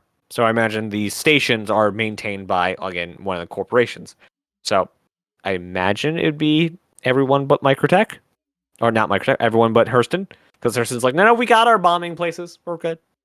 We don't need some, way station to take control of. That's my opinion anyway. All right. Work is approaching final art on asteroid clusters for the Resource Rush mission. Ooh. And the team is working on the last few modules to close out the Content Pack 3. God, that sounds like a DLC. Which will enable them to construct and distribute Pyro's small to medium outposts. Oh, cool. Tasks progressed on Ruin Station and the underground facilities, the latter of which is currently in the white box stage we saw on last Thursday. For organics, they prepared the hardened. They prepared and hardened some of their cave initiatives and began looking into additional biome work. The design team worked on new missions for Pyro's outposts. They also began investigating towards achieving gold standard outposts. Ooh, I imagine that's what is going to go into a gold standard outpost, which produced several feature requests to facilitate new and interesting gameplay loops in Pyro relating to resource network and the reputation system. Ooh, that's We some just big names talked right there. about this in the last episode. Yeah. Yeah. How the resource network, resource management, whatever you want to call it, Engineering gameplay. Yeah, engineering gameplay. It's all tied into, the outposts and every location, and that feeds back into Quantum as far as supply and demand. And they're already working on gold standard outposts because they're doing the lighting. The lighting work for the outposts is being wrapped up, so that way they can, when they place them, they're done. It isn't, place this one and lighting team comes back in and individually lights each one. The lighting team is working on the modules, but that's part of, getting these done. And now they're looking to the gold standard work, so that way they are ready for all the gameplay that goes with them, in very short order. So these aren't just going to be locations that look cool and you go visit, but they have function and you interact with them. So that's very exciting. Yep. And then over to you for level design flight, Squadron 42. Before we go over there, the image that I have up on screen that was below the locations one. Absolutely gorgeous. Super cool. Looks like a station.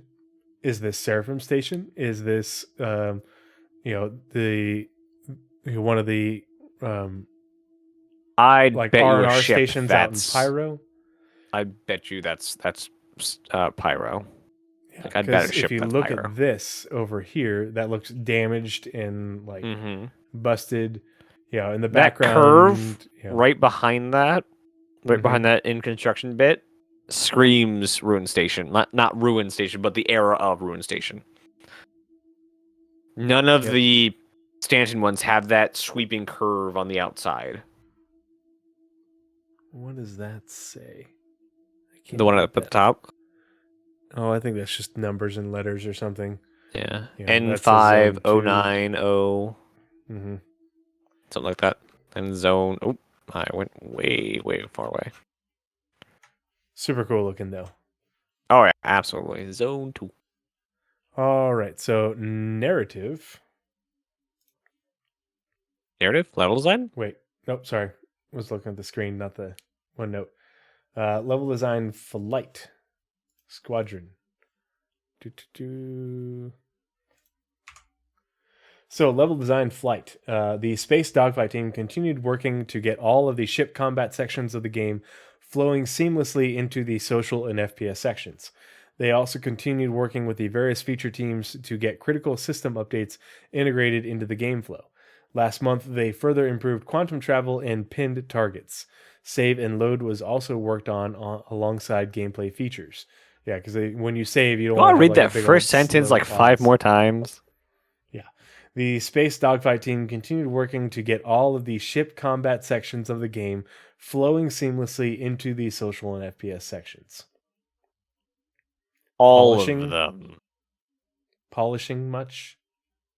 Yeah. All of the ship combat sections. Doesn't say all that are done, all that they have, all that's been there. All of these ship combat sections. They know and can play all ship combat sections. That's big. I think that's very big.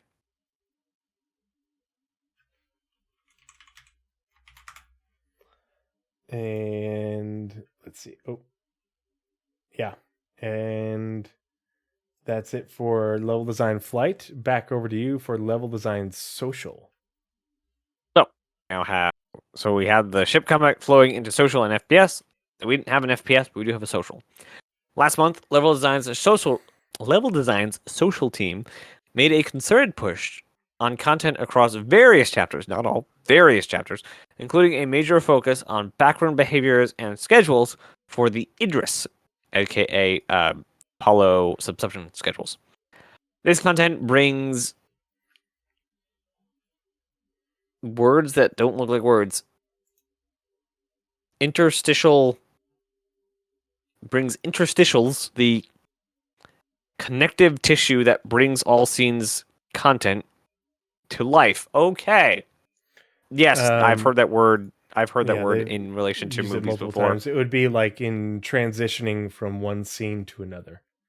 Yeah, making sure that like everything's not seamless, but like making sure the background characters are doing their thing, so that when you're moving from the hangar shot to the bridge shot, everything doesn't like fall apart. This was rolled out to one focus chapter. This was rolled out to one focus chapter to enable the team to see and evaluate in situ all of the Idris specific behaviors, including the deck crew, bridge crew, utility, marine, engineer, gunner, medical, leisure, sleeping, sustenance, and hygiene. A large party scene aboard the ship progressed well too. So they now have the crew. The crew has been at some level built. They have behaviors for the entire Aegis crew. Finally. And then they worked on a large party scene. Woot! Either that's going to be a victory or a birthday, because that's what Chris Roberts does. Then back to you for narrative, starting with persistent indoor Star Citizen. All right, so narrative PU. February began with the narrative team addressing a handful of issues discovered by the thorough PTU testing of Alpha 318. With tasks for the upcoming release winding down, attention turned to the next patch and beyond. Several items, clothing pieces, and vehicles were branded and named. Work continued on the upcoming salvage, mining, and investigation missions, while improvements were considered for Bounty Hunting V2 and the Contract Manager. Ooh. The team also continued to refine and hone their work toward the gameplay in the Pyro system. Seeing how the system's lawless nature has the potential to enhance existing gameplay loops has been very exciting for us. Narrative team. They also coordinated with the environment and design teams on building interiors. Nice. Additionally, progress was made on narrative lootables. These are things like journals, articles, and messages that players might one day be able to discover as they explore the universe. Finally, team's narrative designers continue to work on expanding and improving player interactions with certain NPCs. February also saw the release of a portfolio expanding the history of Clark defense systems and a host of new Galactopedia entries. The narrative team also appeared on an episode of Star Citizen Live. And now narrative Squadron 42. Right. You want to do that before we talk about that? What? You want to do the Squadron part before we talk about both of them, or comments on it now and then Squadron? Sure. First. Okay. Which one's first? Well, we haven't read the PU. Or we haven't read Squadron, so PU. What do you got? Oh, okay. So the journals and articles messages that we can find a direct where's the time gone for the narrative backing off the online lore posts into those that content right there. Mm-hmm. And interaction with NPCs, super cool. What was the other thing I had? Environment design, building interiors. Like that's not a small addition right there. Like normally, narrative does not get involved in the middle of tasks. I imagine that's the beginning of a sprint inside the building interiors sprint. So, like, a specific roster,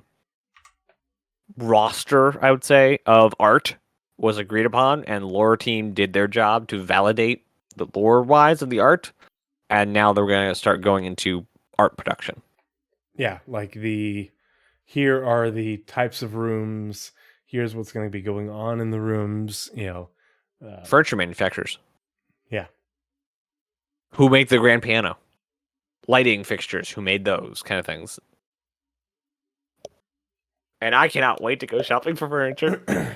As long as I don't have to lift it. No. Tractor beams. Yes, I do have a. Yes, I do have a truck. No, you can't use it.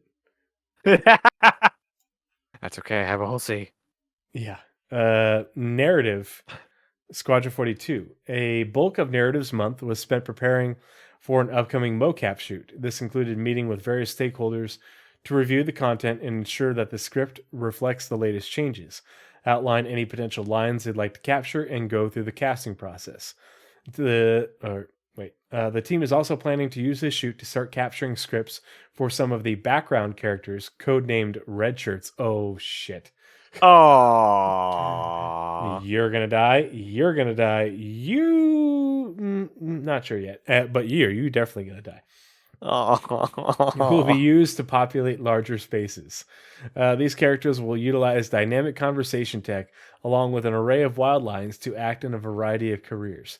Narrative are aiming to capture a few of these line sets in every shoot to slowly build up numbers as opposed to scheduling them all in a single into a single shoot. They'll also capture additional combat sets for some of the campaign's enemies. Narrative continued meeting with the design teams to walk through the latest level iterations. This is to assess if any additional content is required to support gameplay, provide guidance, or embellish the tone and flavor of the moment. Otherwise, the team kicked off outlining the various collectibles that will be scattered throughout the game.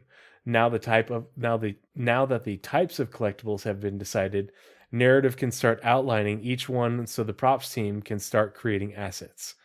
Putting the work.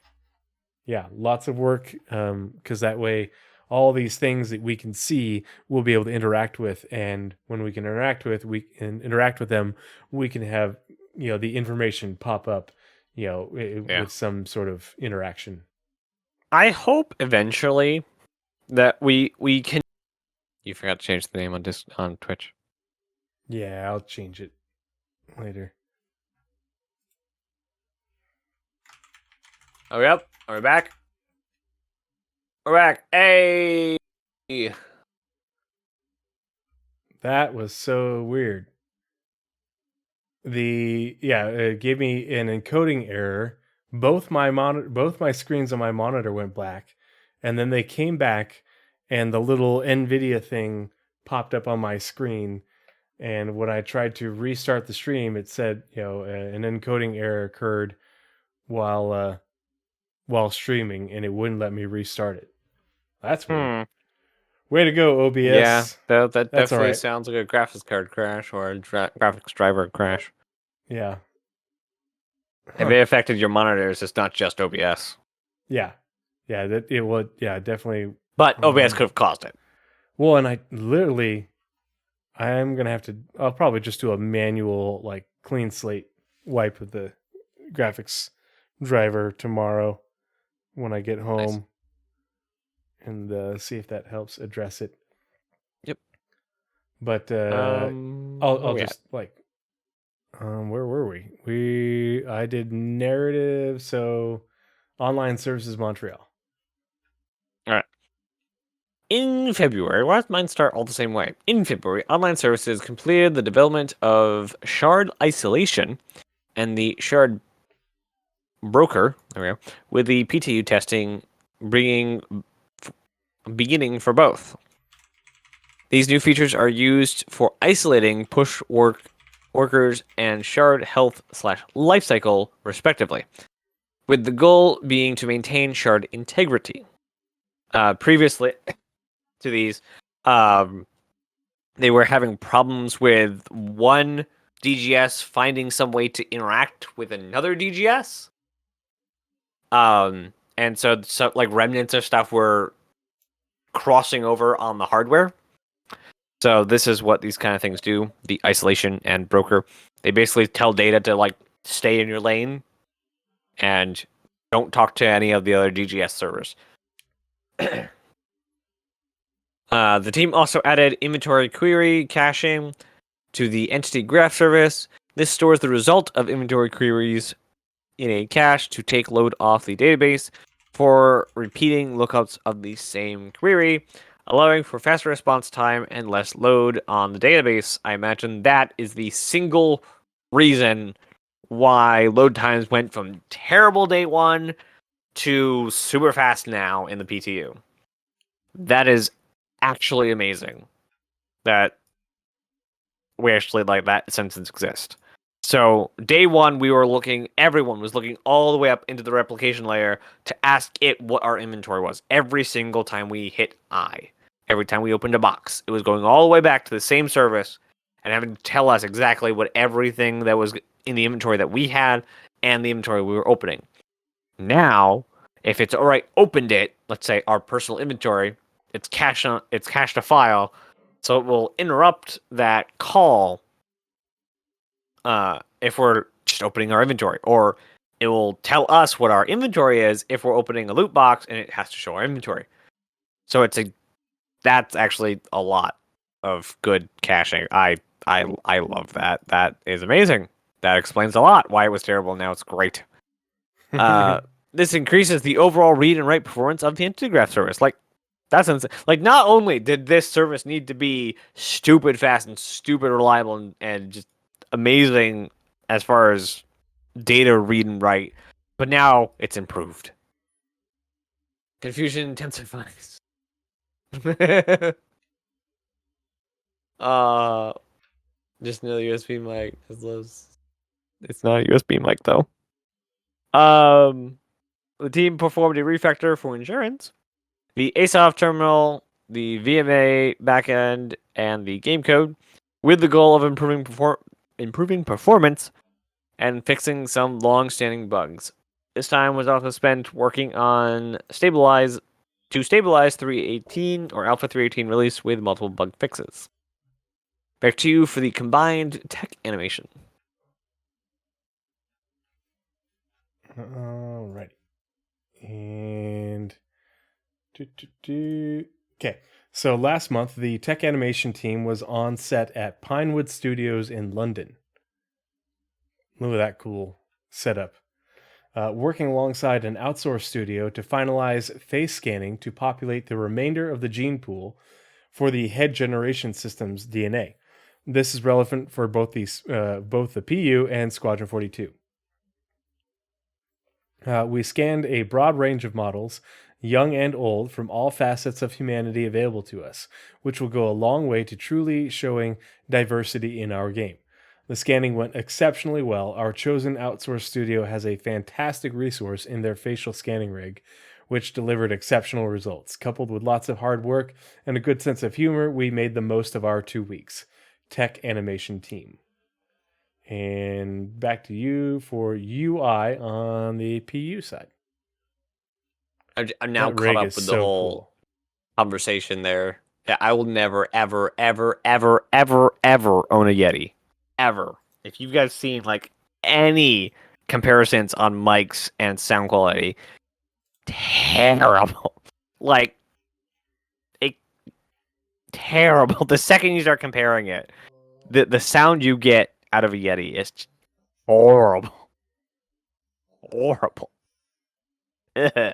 Like, you can make it okay, but you can never get it anywhere good to like a cheap XLR. XLR. Like, no. UI, all right. UI again in February. All of my things start the same. Yours started last month, or last month, or where's the last one? February began. Mine's always in February, every single one.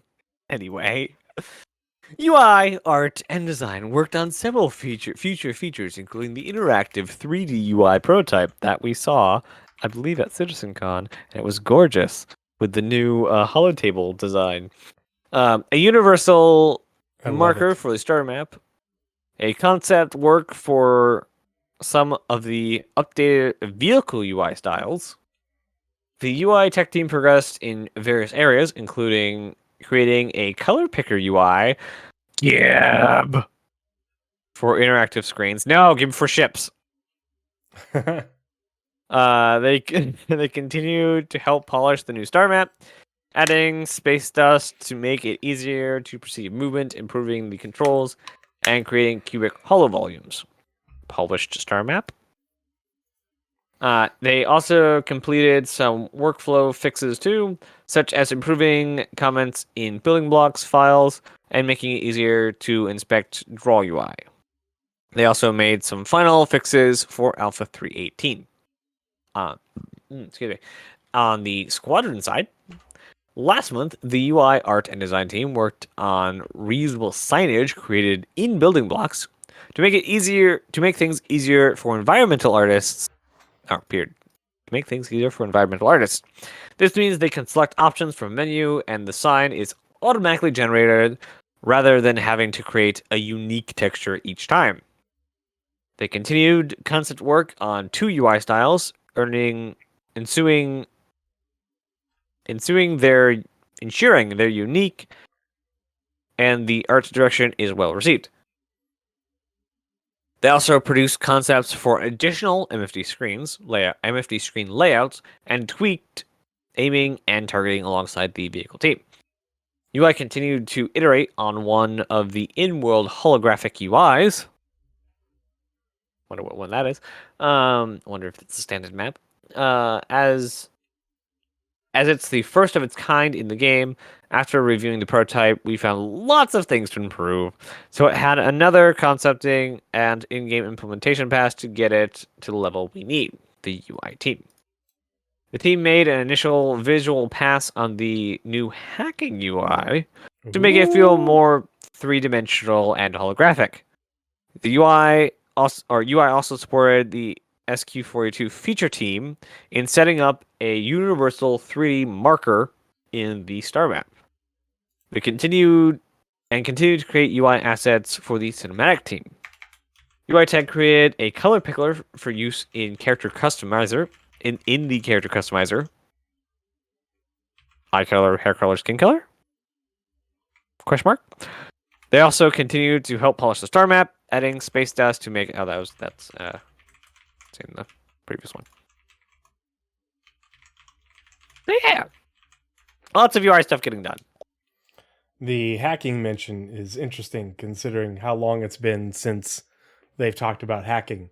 And I remember when you covered it for, I think it was a scanner anomaly. And you ranted about how I will not play a platformer for hacking.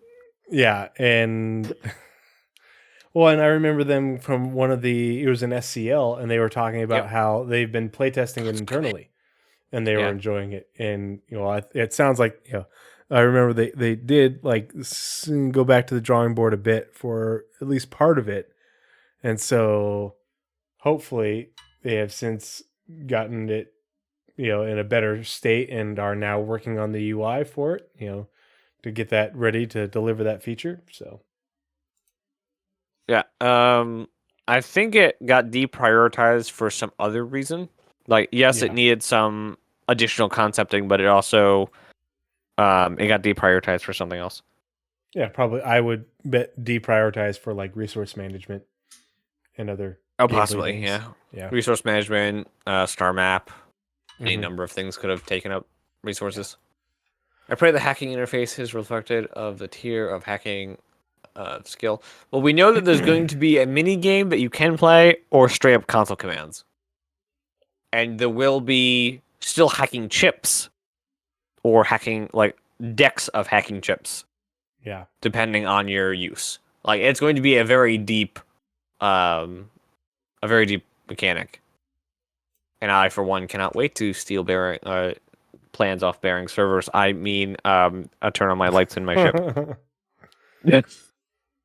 Yeah. So So back to you for VFX, both Squadron or Star Citizen and Squadron.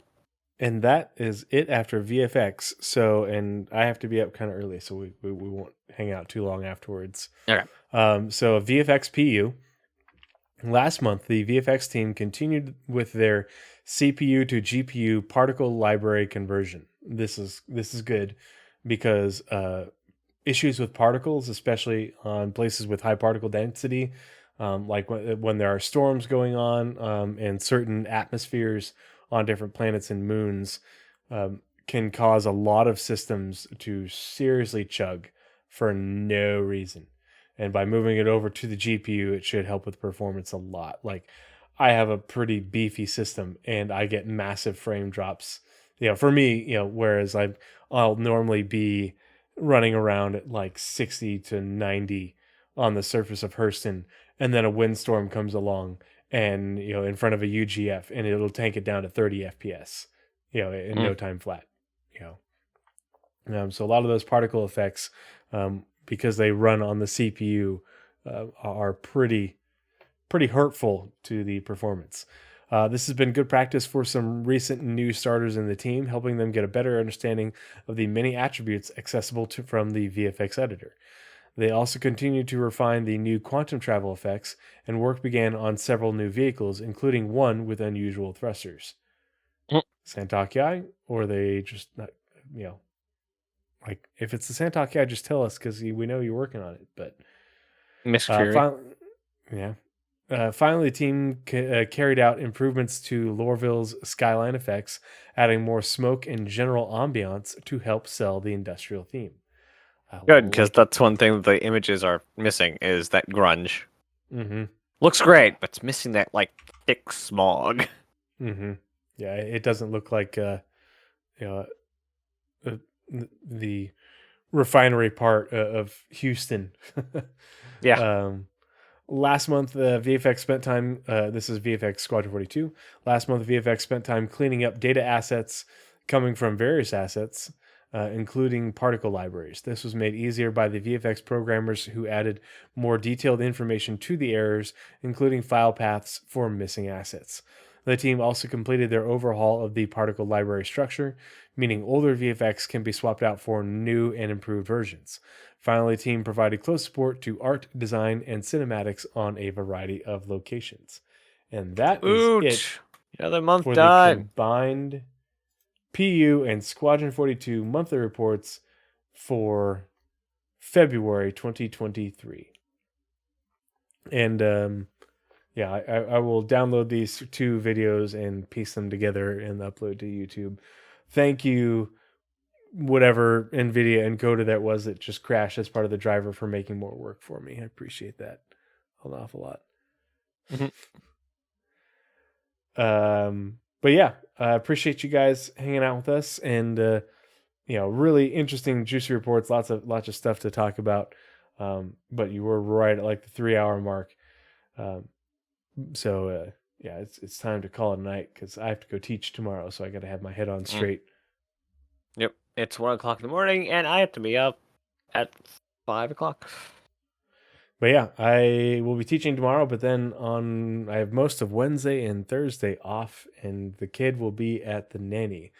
So I am going to be hopefully tomorrow morning and tomorrow evening I can get the components in for the stream PC. I've relegated the Alienware to my stream PC, and the i7 12700K and the 3070 that I got off of eBay both came in. So I'll be getting those put in there. And then I got 2 1 terabyte Samsung 980 Pros on sale on Amazon for 50% off on each of them. Super cheap. Nice. And so tomorrow, the other project I'm going to be working on, I'll probably do that first and then work on the hardware of the other one. I'm going to clone my C drive, my OS drive that has all my programs and generally storage of standard files on it, as well as my D drive, which is Steam, and a few other things backed up onto it. And I'll put those onto these because I already have one of these, and that's what Star Citizen is on. I have a single 1 terabyte M.2 980 Pro just for Star Citizen because it has the PU the PTU and the live game on it.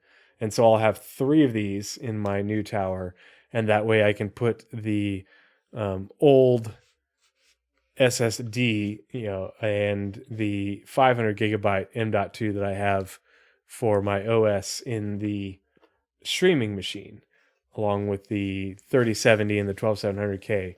And that way I can actually dual PC stream. And I'm hoping that once I get that all up and running, that I'll be able to test it, and my Elgato HD60X won't have the goddamn audio issues I was having with using it on my laptop. So, yeah. But yeah, Sounds good. That's the project. But Nazeris, I will talk to you later because this week we've got Roadmap Roundup on Wednesday, so we'll be doing that next week. If we get hopefully we'll be doing the episode on Monday. If not Monday, maybe Tuesday. We'll figure out our schedule, and then we'll have a scanner anomaly, and I'm going to be doing that scanner anomaly, and it's going to be on the UGFs, and we're going to be talking about the UGFs and where most people don't realize that the UGFs are mentioned a lot in the Galactopedia, in various Galactopedia articles. So we're going to be talking about where the UGFs, not only the concept art that we've seen and the information they've shown us about them previously, but also how that applies to where they are specifically named throughout the known verse that's on the Galactopedia right now. So that's the goal for this week, going into next. And Naz, you got any big plans for the Nova Forge? Coming back from burnout, basically. I went a bit too hard at it, and I kind of burnt myself out, so I've been taking a break these past couple of weeks. I will be going live, hopefully the day that Star Citizen goes live, because it's supposed to be this week, so probably sometime close to the weekend. I'll be doing live again. I've been doing little tidbits on the bulk, just on little spare time. But I've been really excited, one, to play Space Engineers more. I've been really into that these past 2 weeks, just by myself. And back into game design. I have a plan to publish many more games this year, and to continue that into next year with a much bigger plan next year. So lots of projects, not necessarily Star Citizen projects. So anything that's not Star Citizen related, I am going to start posting back on the Nazeris channel. So Nova Forge is going to stay, the Star Citizen channel. I still want to finish the tutorial series that I'm working on, and then the Arco Bulk, and then start working on the Pegasus, because that is going to be the next ship I do. But I also want to make a more concerted effort to switch over to Blender. Yes, it was your idea, and you've cursed me to do so, because you're not allowed to get the Pegasus model anymore. I'm going to have to redraw it by hand. OG Pegasus. OG Pegasus finished. Yep. But yeah, I want to convert over to Blender sooner rather than later, which means a lot more time in between getting stuff done on both the Bulk and the Pegasus, because there's a lot of front-loading learning that I need to do. Because I don't know how to get a meter 0.25 in Blender. All I know is stretch, look good. I don't know how to do metrics in Blender yet. So that's something. So not a lot of news as of yet. Hopefully there'll be more news next week or the week after. Because I'm going to be doing hopefully more learning. I will be, tomorrow is my game dev day. We'll be learning about that. And then hopefully sometime later this week, I'll be learning more on Blender. So that's what I got. Cool. Good stuff. All right, everybody. And again, if you're watching this later on YouTube, appreciate you guys, and have a good night. Bye, everyone. Say the thing. Oh, and as always, be kind. Later.